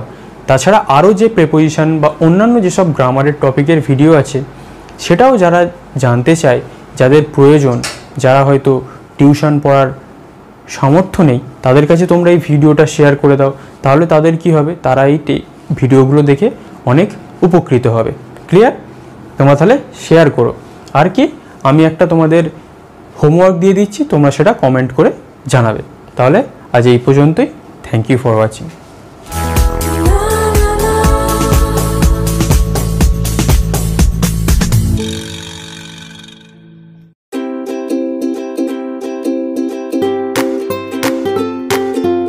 Hello everyone, welcome to English grammar tutorial class.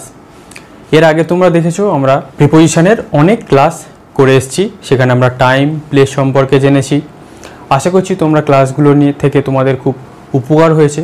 তোমরা এক কাজ করবে, ওই ক্লাসগুলো আরও যাদের প্রয়োজন তাদের মধ্যে শেয়ার করে দাও, কারণ যারা ইংলিশটাকে শিখতে চায় তাদের কাছে তোমরা এই প্রিপোজিশনের ভিডিওগুলো বা গ্রামারের সব ভিডিওগুলো শেয়ার করে দাও, যাতে তারাও এই ক্লাস দেখে বেনিফিট হতে পারে। তাহলে আজকের ক্লাসে আমরা কি শিখব?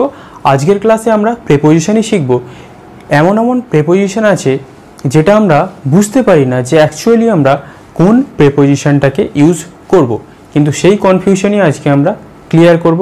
কারণ কি এখানে আমরা কনফিউশন ক্লিয়ার করতে এসেছি। তাহলে দেখো, উইথ আর বাই, উইথ আর বাই নিয়ে আমাদের কনফিউশন আছে, কিন্তু সেই কনফিউশনটা আমরা সেন্টেন্সের মাধ্যমে দূর করব। দেখো, the letter was written with a pen, তার মানে কি চিঠিটা একটা কলম দিয়ে বা পেন দিয়ে লেখা হয়েছে। তারপরটা কি, the letter was written by Olivia, চিঠিটা কে লিখেছে? চিঠিটা অলিভিয়ার দ্বারা লেখা হয়েছে। তাহলে একটা পেনের দ্বারা লেখা হয়েছে আর একটা অলিভিয়ার দ্বারা লেখা হয়েছে। একটা বসেছে উইথ আর একটা বসেছে বাই, কিন্তু একটা উইথ বসলো কেন আর একটা বাই বসলো কেন? উইথ যখন বসবে তখন সেটা একটা লাইফলেস থিং হবে, যে জিনিসের প্রাণ নেই। তার আগে কি বসবে? উইথ। কোনো একটা জিনিস দিয়ে যদি কিছু করা হয় এবং সেটার যদি প্রাণ না থাকে তাহলে কি বসবে? উইথ। আর অবশ্যই নাম দেখেই তোমরা বুঝে গেছো, তাহলে বাই কখন বসবে? যাদের প্রাণ আছে তার আগে বসবে বাই। যেমন অলিভিয়া, চিঠিটা অলিভিয়ার দ্বারা লেখা হয়েছে আর চিঠিটা একটা পেনের দ্বারা লেখা হয়েছে। তাহলে পেনের নিশ্চয়ই প্রাণ নেই, আর অলিভিয়া তার নিশ্চয়ই প্রাণ আছে, সে একটা মানুষ। তাহলে উইথ আর বাইয়ের কনফিউশন ক্লিয়ার। তারপর আদুরো সেন্টেন্স দেখা যাক। The tree was cut with an axe, একটা কুড়ুল দ্বারা ওই গাছটাকে কাটা হয়েছিল। তাহলে কুড়ুলের তো আর নিশ্চয়ই প্রাণ নেই। The tree was cut by a man, ওই গাছটা একটা মানুষের দ্বারা কাটা হয়েছিল, তাহলে মানুষের নিশ্চয়ই প্রাণ আছে, তাই আমরা কি বসিয়েছি? বাই। তাহলে উইথ আর বাই নিয়ে কনফিউশন ক্লিয়ার। তারপরটা কি? বিটুইন আর অ্যামং, বিটুইন আর অ্যামং নিয়েও আমাদের কনফিউশন আছে, আমরা সেন্টেন্সের মাধ্যমে ক্লিয়ার করব। Divide the food between the two sisters, divide the food, খাবারটাকে ভাগ করে দাও, বিটুইন দ্য টু সিস্টার্স, দুটো বোনের মধ্যে খাবারটাকে ভাগ করে দাও। তারপরটা কি, divide the property between the two brothers, দুটো ভাইয়ের মধ্যে ওই সম্পত্তিটাকে ভাগ করে দাও। তাহলে এ দেখো, দু ভাই বোনের মধ্যে খাবারটাকে ভাগ করে দাও, আর কি দু ভাইয়ের মধ্যে সম্পত্তিটাকে ভাগ করে দাও। তাহলে এখানে আমরা দুটোর ক্ষেত্রেই আমরা বিটুইন লিখেছি, কিন্তু এখানে আমাদের মনে হতে পারে আমরা তাহলে অ্যামংয়ের ব্যবহার কি করে করব। এখানেই আসছে অ্যামংয়ের ব্যবহার। যখন আমরা দুটোর মধ্যে কিছু বোঝাবো, দুজনের মধ্যে, তখন আমরা ব্যবহার করব বিটুইন। কিন্তু এখানে যদি আমরা টু সিস্টার্স না লিখে আমরা যদি লিখতাম থ্রি সিস্টার্স, তাহলে এখানে আমরা আর বিটুইন লিখলে হবে না, আমাকে কি লিখতে হবে, অ্যামং। কারণ কি, বিটুইন আমরা দুজনের মধ্যে ব্যবহার করতে পারি, আর অ্যামং কি, আমরা দুয়ের বেশি যতজন বোঝাবে তাদের মধ্যে আমরা ব্যবহার কি করব, অ্যামং। যেমন কি, divide the food among the three sisters, তিন বোনের মধ্যে খাবারটা ভাগ করে দাও। দুয়ের বেশি নিশ্চয়ই তিন, কিন্তু যখন আমরা দুজনের মধ্যে বোঝাবো তখন আমরা বোঝাবো বিটুইন। যখন দুয়ের বেশি, সে যেটা সংখ্যাই হতে পারে, ওটা 4 হতে পারে, 5 হতে পারে, 6 হতে পারে, যা ইচ্ছা হতে পারে, তখন আমরা ব্যবহার করব অ্যামং। ঠিক একই ক্ষেত্রে divide the property between the two brothers, দু ভাইয়ের মধ্যে সম্পত্তিটা ভাগ করে দাও। কিন্তু আমরা যেখানে যখন 2 না লিখে আমরা 3 ব্রাদার্স, 4 ব্রাদার্স, 5 ব্রাদার্স লিখব, তখন আমরা বিটুইন না লিখে আমাদের কি লিখতে হবে, অ্যামং। যে 3 ভাইয়ের মধ্যে সম্পত্তিটা ভাগ করে দাও, 4 ভাইয়ের মধ্যে সম্পত্তিটা ভাগ করে দাও, তখন আমাদের লিখতে হবে অ্যামং। দুজনের মধ্যে বোঝালে বিটুইন, দুয়ের বেশি 3, 4, 5, 6 যত ইচ্ছা, তখন হবে অ্যামং। তাহলে আর একটা কি, there is a gap between the walls, দেওয়ালের মধ্যে একটা গ্যাপ আছে। There is a gap between the walls, তার মানে কি, দুটো দেওয়ালের মধ্যে একটা গ্যাপ আছে। ধরো এই একটা দেয়াল আর এই একটা দেয়াল, তার মাঝে এই যে গ্যাপ আছে সেটা হচ্ছে বিটুইন দ্য ওয়ালস। এই জিনিসটা, এই গ্যাপটা হচ্ছে বিটুইন দ্য ওয়ালস। তাহলে দুটো দেওয়ালের মধ্যে বুঝিয়েছে, তাই আমরা বসিয়েছি between. Clear? Clothes were distributed among the villagers, clothes were distributed, জামা কাপড় বিতরণ করা হয়েছিল অ্যামং দ্য ভিলেজার্স, ভিলেজার্সদের মধ্যে। তার মানে অ্যামং কেন বসিয়েছি, কারণ অনেক ভিলেজার্স, অনেক গ্রামবাসীদের মধ্যে জামা কাপড় বিতরণ করা হয়েছিল, তাই আমরা বিটুইন বসাতে পারি না। তাই আমরা কি বসিয়েছি, অ্যামং। দুইয়ের বেশি, সেটা সংখ্যা যত ইচ্ছা হতে পারে, আমরা বসাবো অ্যামং। আর যখন দুটোর মধ্যে, দুটো জিনিসের মধ্যে, তখন আমরা বোঝাবো বিটুইন। তাহলে বিটুইন আর অ্যামং এর কনসেপ্ট ক্লিয়ার। এবার অ্যামং এর আরেকটা জিনিস আমাদের কনফিউশন ক্রিয়েট করে, সেটা হচ্ছে অ্যামং আর অ্যামংস্ট। আমরা অ্যামং কখন বসাবো আর অ্যামংস্ট কখন বসাবো, এই দুটো ওয়ার্ড দেখে আমাদের কনফিউশন ক্রিয়েট হয়, কিন্তু সেই কনফিউশন আমরা এখানে ক্লিয়ার করে নেব। দেখো, he is very popular among the students, সে স্টুডেন্টদের মধ্যে খুবই পপুলার, খুবই জনপ্রিয়। অ্যামং বসিয়েছি। তারপরটা দেখো, he is very popular amongst us, সে আমাদের মধ্যে খুবই জনপ্রিয়। তাহলে একটাই বসালাম অ্যামং, আর একটাই বসিয়েছি আমরা অ্যামংস্ট। এবার অ্যামং কেন বসালাম আর অ্যামংস্ট কেন বসালাম দেখব। অ্যামং যখন আমরা বসাবো, তারপরে যে ওয়ার্ডটা থাকবে সেটা যদি ভাওয়েল না হয়, ভালো করে বোঝো, অ্যামং এর পরে ওয়ার্ডটা যদি ভাওয়েল না হয়, তাহলে আমরা অ্যামং বসাবো।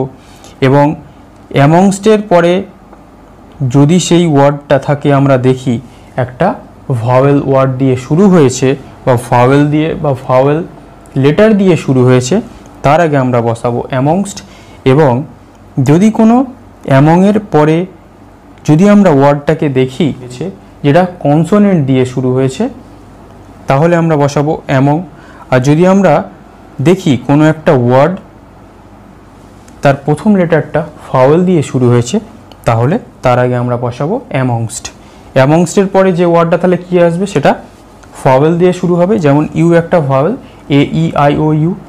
আর অ্যামংয়ের পরে আছে কি, দ্য, তাহলে দ্য স্টুডেন্টস আছে।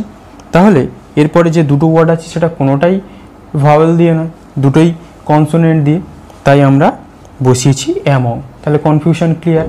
অ্যামংয়ের পরে যে ওয়ার্ডটা শুরু হচ্ছে সেটা কনসোনেন্ট দিয়ে, আর অ্যামংস্টের পরে যে ওয়ার্ডটা শুরু হচ্ছে সেটা ভাওয়েল দিয়ে। তাহলে অ্যামংস্ট, কনফিউশন, ক্লিয়ার। তাহলে দেখো দুটোই কিন্তু ওই বললাম কি দুইয়ের বেশি, 3, 4, 5 যা ইচ্ছা হতে পারে। এবার আর একটা গুরুত্বপূর্ণ জিনিস beside R besides.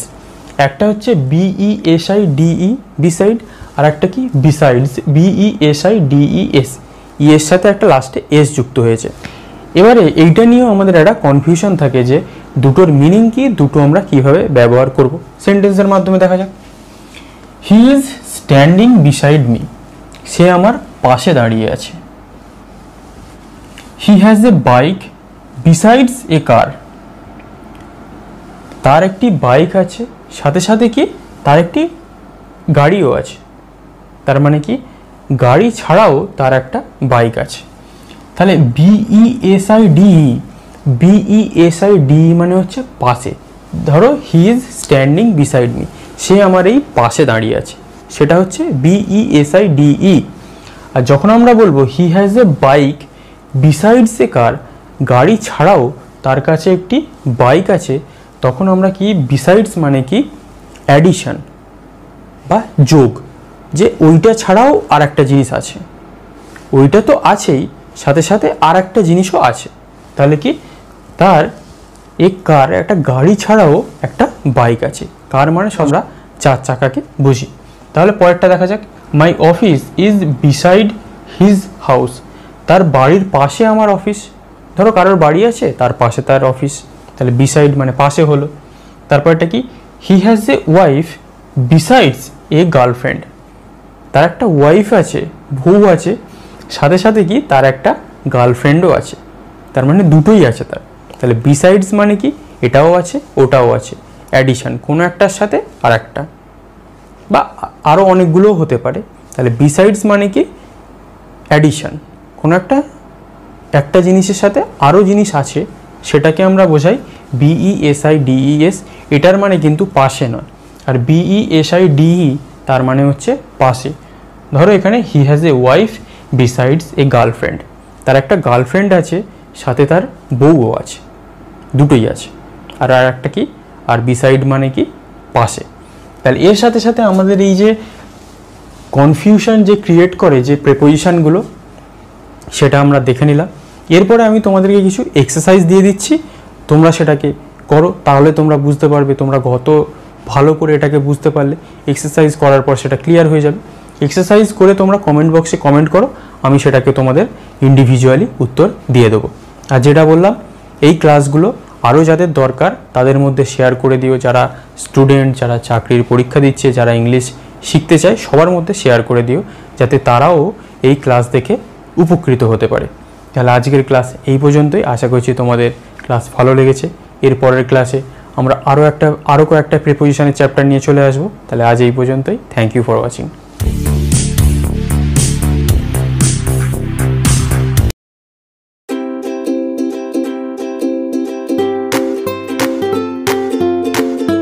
Hello everyone, welcome to English grammar tutorial class. আজকের ক্লাসে আমরা প্রেপোজিশনের আরেকটা সিরিজ শুরু করছি। এখানে আমরা দেখব preposition of position.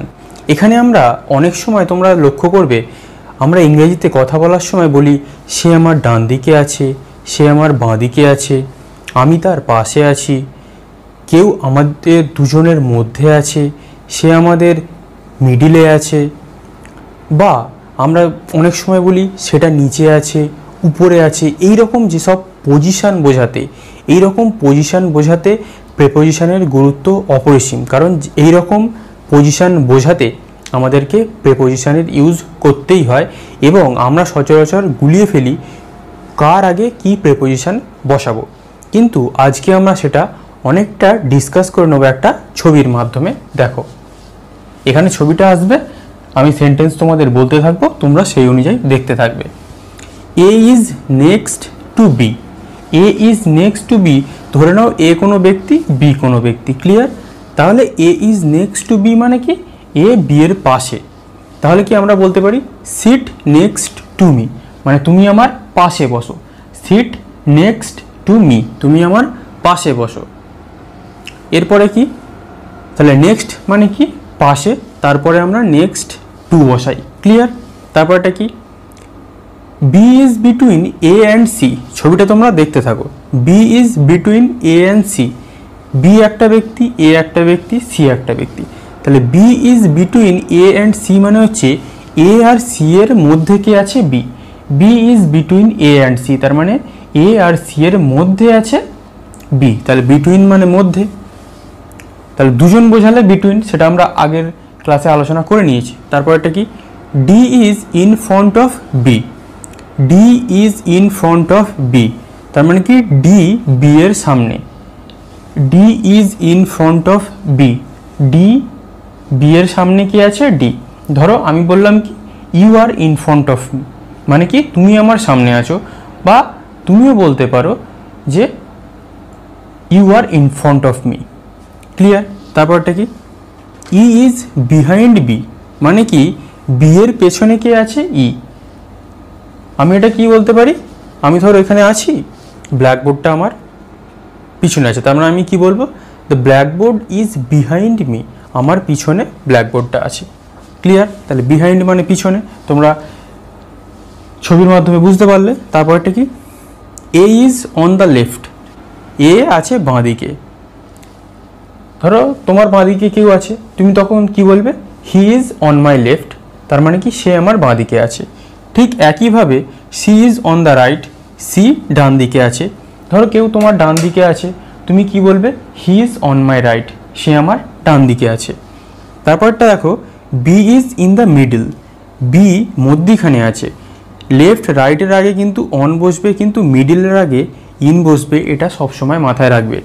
B is in the middle মানে কি বি মধ্যে আছে। ক্লিয়ার? তারপরটা তাহলে কি? A is sitting opposite B, এটা ভালো করে বুঝতে হবে। A is sitting opposite B, তার মানে কি এ দুটো ব্যক্তি, এই দুটো ব্যক্তি সামনাসামনি বসে আছে। ধরো তুমি একটা ব্যক্তি, আমি একটা ব্যক্তি, আমি এ, তুমি বি। আমি কি বললাম? কি A is sitting opposite B, তার মানে কি দুজন মুখোমুখি বসে আছে।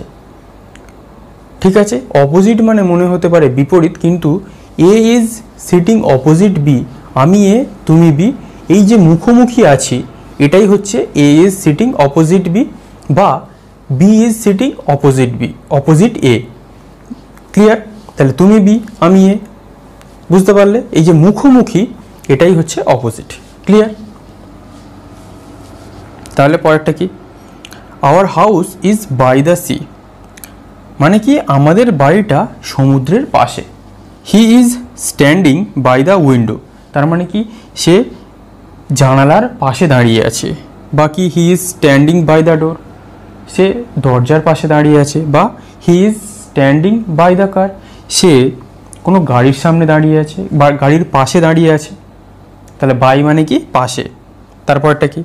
The cat is under the table, the cat is under the table মানে কি বিড়ালটা টেবিলের নিচে আছে। টেবিলের নিচে ফাঁক থাকে, ওই ফাঁকের ভিতরে টেবিলের নিচে যে ফাঁকটা থাকে ওখানেই আছে বিড়ালটা। Clear? The man is standing under the tree, তার মানে কি মানুষটা গাছের নিচে দাঁড়িয়ে আছে। Clear?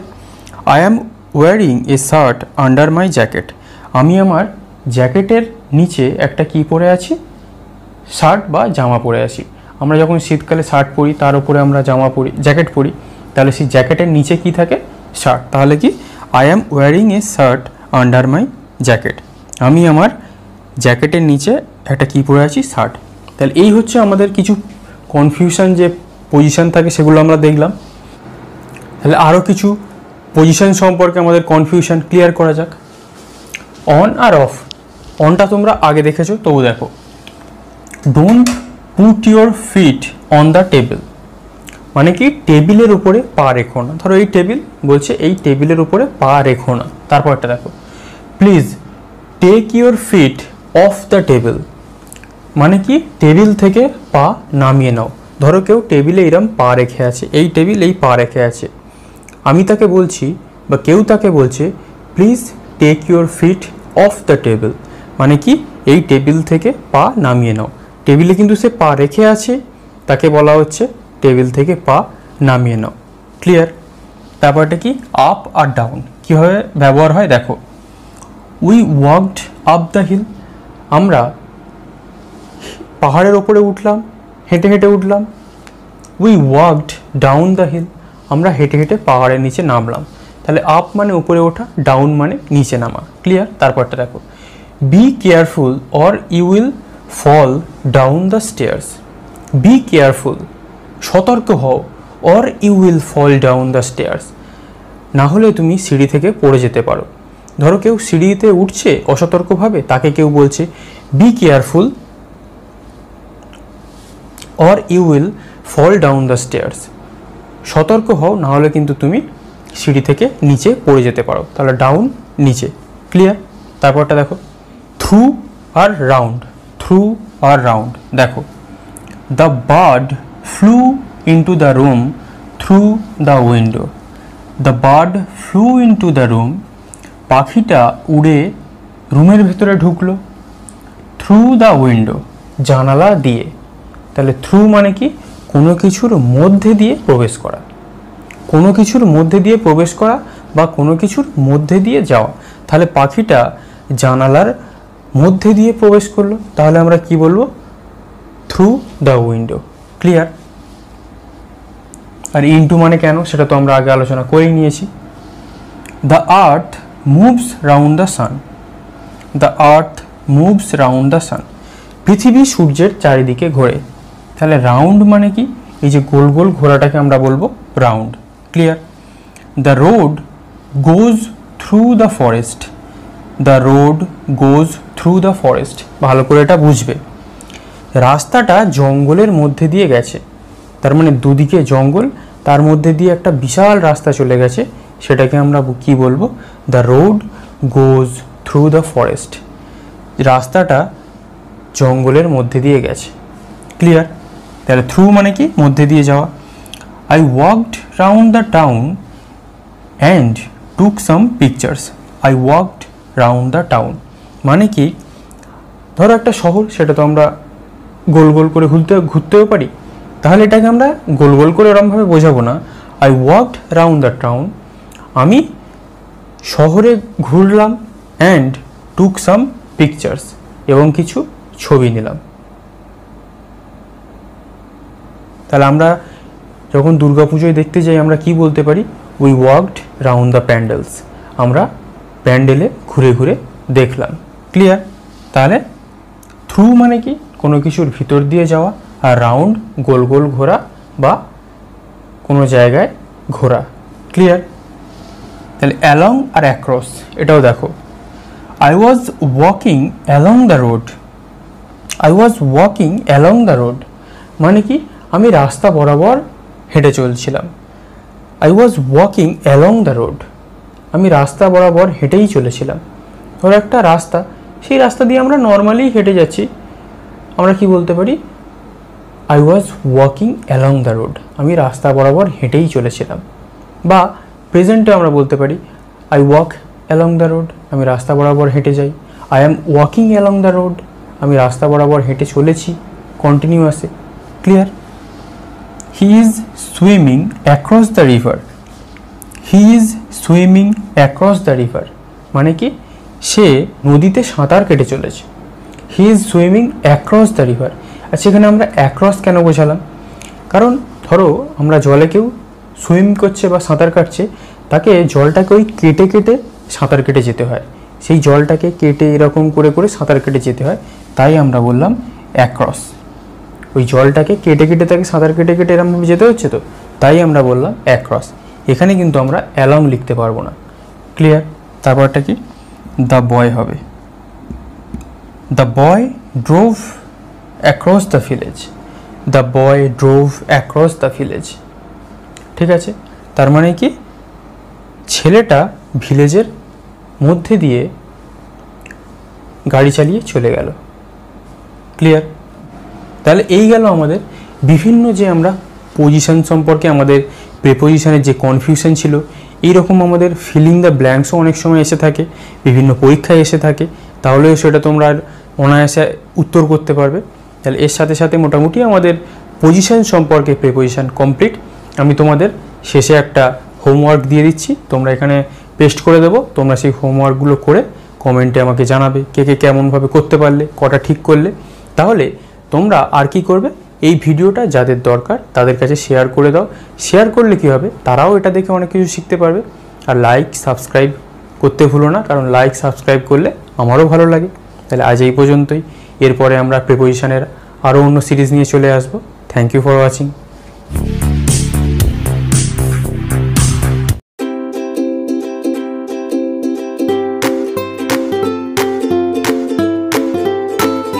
Hello students, welcome to English grammar tutorial class.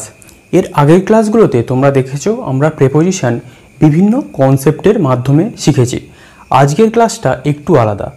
আজকের ক্লাসে আমরা এমন এমন প্রিপোজিশন ইউজ করি যেটা কনসেপ্টের বাইরে গিয়েও আমাদের এই প্রিপোজিশনগুলোকে মুখস্থ রাখতে হবে। এই প্রিপোজিশনগুলোর সচরাচর কোনো কনসেপ্ট নেই। বিভিন্ন রকম সেন্টেন্সের মাধ্যমে আমরা প্রতিদিনের যে সেন্টেন্স ব্যবহার করি বা লিখি, এই প্রিপোজিশনগুলোকে আমাদের একদম মনে রাখতে হবে। মনে রাখতে হবে মানে মুখস্থ রাখতে হবে। আমি যেরকমভাবে তোমাদেরকে প্রিপোজিশনগুলো শেখাবো সেইটাকে জাস্ট তোমাদের মনে রাখতে হবে, তাহলেই তোমরা বিভিন্ন প্রিপোজিশন এই যে আমি শেখাবো এগুলো তোমরা সেন্টেন্সে ইউজ করতে পারবে। তার আগে তোমরা যারা ভিডিওগুলো দেখতে পাচ্ছ না, তোমরা কিন্তু এই চ্যানেলে গিয়ে প্লে লিস্টে চলে যাবে। প্লে লিস্টে চলে গেলে কিন্তু তোমরা ওই পরপর মানে যে ক্লাসগুলো আমি করিয়েছি তাহলে তোমরা পরপর সিরিয়াল অনুযায়ী পেয়ে যাবে। তাহলে তোমাদের একটার পর একটা ভিডিও দেখতে সুবিধা হবে। একটার পর একটা ক্লাস স্টেপ বাই স্টেপ করলে তোমরা কনসেপ্টগুলো আরও ভালো মনে রাখতে পারবে। তাহলে এই একটা কথা বলার ছিল। তোমরা অনেকেই ভিডিও খুঁজে পাচ্ছ না, তাই জন্য আমাকে বলতে হলো তোমরা প্লে লিস্টে চলে যাবে আর সবসময় বেল আইকনটাকে অন করে রাখবে চ্যানেলের। তবেই নতুন যদি আমি ভিডিও কোনো দিই তাহলে সঙ্গে সঙ্গে তোমাদের কাছে নোটিফিকেশান চলে যাবে। আর তোমরা অবশ্যই লাইক শেয়ার করতে থাকো, তাহলে আমারও একটু ভালো লাগবে। তাহলে চলে আসা যাক আমাদের প্রিপোজিশনের 5 নম্বর সিরিজে। এখানে প্রথমে আমরা একটা অনের কনসেপ্ট দেখব, যেটাকে আমরা কনসেপচুয়াল বাদ দিয়ে এটাকে একটু আমাদের মুখস্থর উপরে নির্ভর রাখতে হবে। এই কনসেপ্টটাকে দেখো, হি ইজ অন হলিডে। হলিডের আগে আমরা অন বসিয়েছি। হি ইজ অন হলিডে এর মানে কি? হি ইজ অন হলিডে মানে সে ছুটিতে আছে। He will be on holiday সে ছুটিতে থাকবে। হি হ্যাজ বিন বা he had been on holiday মানে সে ছুটিতে ছিল। ধরো কেউ অমুক তারিখে ছুটিতে থাকবে। He will be on holiday on সে যে ডেট, তোমরা সেই ডেট বসিয়ে দেবে। তাহলে হি ইজ অন হলিডে মানে সে ছুটিতে আছে। তাহলে কেউ ছুটিতে আছে, তার আগে আমরা হলিডের আগে কি প্রিপোজিশন বসাবো? অন। মনে রাখবে। হি is on the phone. He is on the phone এর মানে কি? He is on the phone মানে সে ফোনে কথা বলছে বা সে ফোন নিয়ে ঘাঁটাঘুঁটি করছে, সে ফোন নিয়ে ব্যস্ত আছে। He is on the phone. He is playing game on the phone, বা he is watching movie on the phone, বা he is studying on the phone সে মোবাইলে পড়াশোনা করছে। তাহলে মোবাইলের আগে সেন্টেন্স লেখার আগে আমরা কি বসাবো? অন। ক্লিয়ার? তারপরটা কি? I had a discussion with him on the phone last night. I had a discussion with him on the phone last night. আগের রাতে তার সাথে আমার ফোনে একটা ডিসকাশন বা আলোচনা হয়েছে। তাহলে অন দ্য ফোন কনসেপ্ট মনে রাখতে হবে কিন্তু। ইন হবে না, in holiday. On the phone হবে না, অন হবে, মনে রাখবে কিন্তু। We listen Mahalaya on the radio. আমরা রেডিওতে মহালয়া শুনি। তাহলে রেডিওর আগেও কিন্তু ইন হবে না, এখানে কি হবে? On. We listen Mahalaya on the radio. আমরা রেডিওতে মহালয়া শুনি। তোমরা রেডিওতে কেউ গান শুনতে পারো, তাহলে রেডিওর আগে আমরা কি প্রিপোজিশন বসাবো? On. Clear? I have watched the news on television. I have watched the news on television. আমি টেলিভিশনে ওই খবরটা বা নিউজটা দেখেছি। তাহলে টেলিভিশনের আগেও আমাদের কি প্রিপোজিশন বসছে? অন। ক্লিয়ার? কেউ মুভিও দেখতে পারো টেলিভিশনে, তার আগেও কিন্তু অন বসবে টেলিভিশনের আগে। কনসেপ্ট মাথায় রাখবে। I will be there on time. ওখানে আমি ঠিক সময় মতো পৌঁছে যাব। I will be there on time আমি ওখানে ঠিক সময় মতো পৌঁছে যাব। তাহলে on time. The house is on fire. The house is on fire মানে কি? বাড়িতে আগুন লেগেই আছে, দাউ দাউ করে জ্বলছে, এইরকম একটা সিচুয়েশান এই সেন্টেন্সের মাধ্যমে আমরা বোঝাচ্ছি। The house is on fire. The house is on fire বা the building is on fire মানে বিল্ডিংটাতে আগুন লেগে আছে। The car is on fire মানে কি?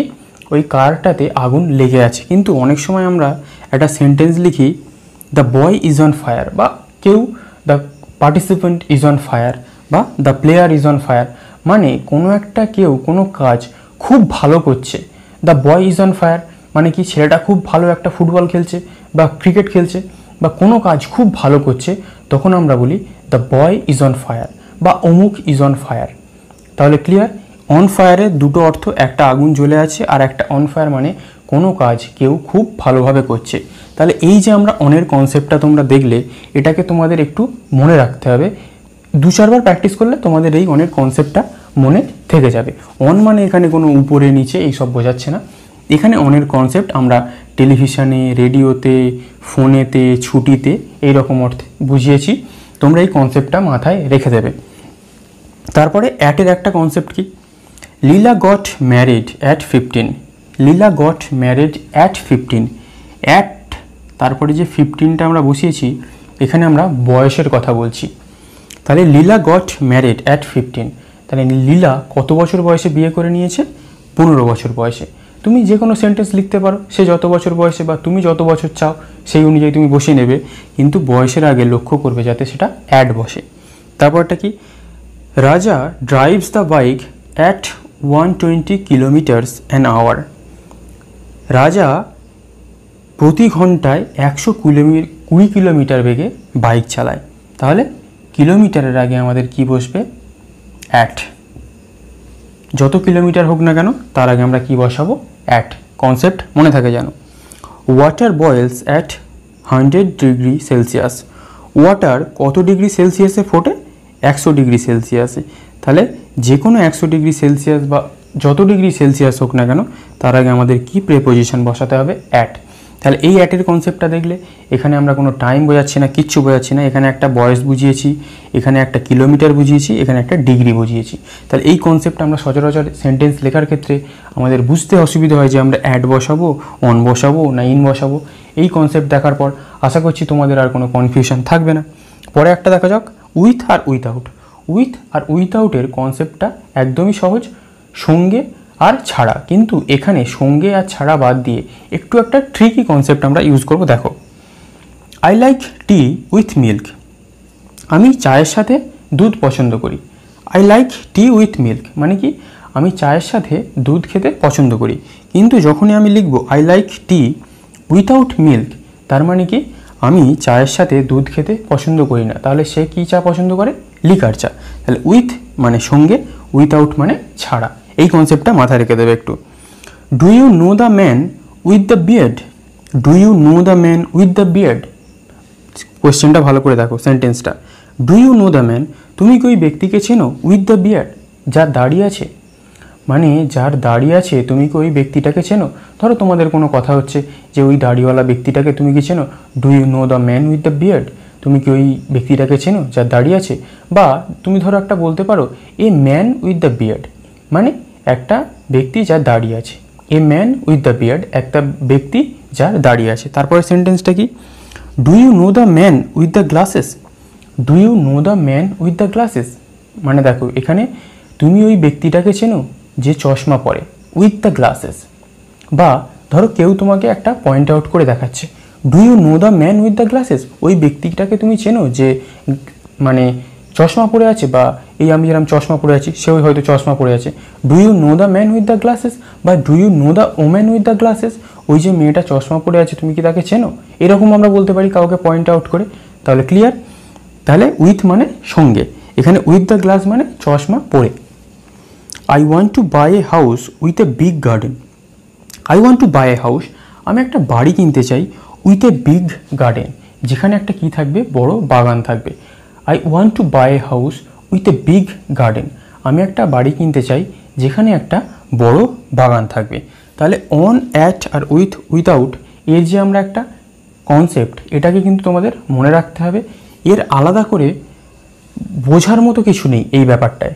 এই ব্যাপারটায় জাস্ট তোমাদের এই কনসেপ্টটাকে মনে রাখতে হবে, কারণ এই সিচুয়েশানগুলো আমাদের প্রত্যেক দিনের ক্ষেত্রে ঘটতে পারে। ইংলিশ লেখার ক্ষেত্রে, বলার ক্ষেত্রে বা যে কোনো পরীক্ষাতেও এরা মিশে যেতে পারে।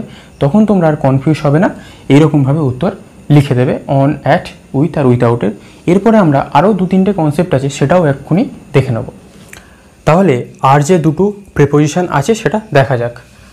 বাই, বাই দিয়ে আমরা এর আগে কিছু কনসেপ্ট আলোচনা করেছি, কিন্তু এখানে যে কনসেপ্টটা আলোচনা করব সেটা একটু ডিফারেন্ট। দেখো, প্রথম সেন্টেন্স কি, do you like travelling by train, by plane, by বাস।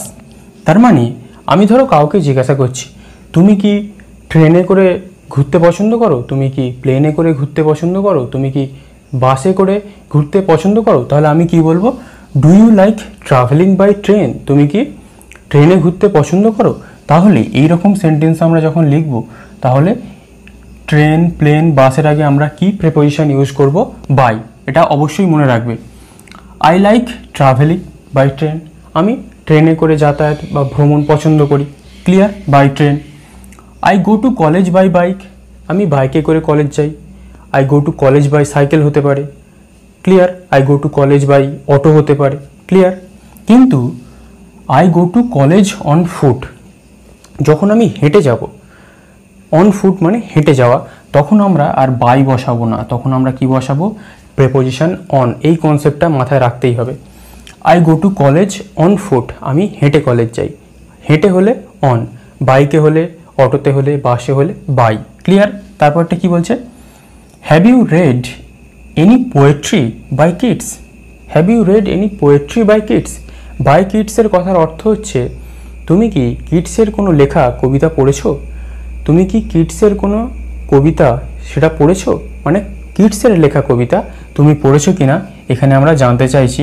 তাই আমরা কি সেন্টেন্স ইউজ করে, কি প্রিপোজিশন ইউজ করেছি, বাই কিডস। এই প্রিপোজিশনটা মাথায় রাখবে। বাই কিডস হতে পারে, বাই যে কোনো অথর হতে পারে, তুমি সেই অনুযায়ী সেন্টেন্স লিখে দেবে। Have you seen any paintings by Picasso, তুমি কি পিকাসোর আঁকা কোনো পেন্টিং দেখেছো, তুমি কি পিকাসোর কোনো পেন্টিং দেখেছো, মানে পিকাসো যে পেন্টিংটাকে এঁকেছে তুমি কি সেটা দেখেছো, তাহলে আমরা কি ইউজ করব, বাই, ক্লিয়ার। এই প্রিপোজিশনের কনসেপ্টটা অবশ্যই মাথায় রাখবে। আগের বাইয়ের কনসেপ্টের সাথে এই কনসেপ্টটার কোনো মিলে নেই, পুরো ডিফারেন্ট, এটাকে আমাদের মাথায় রাখতে হবে।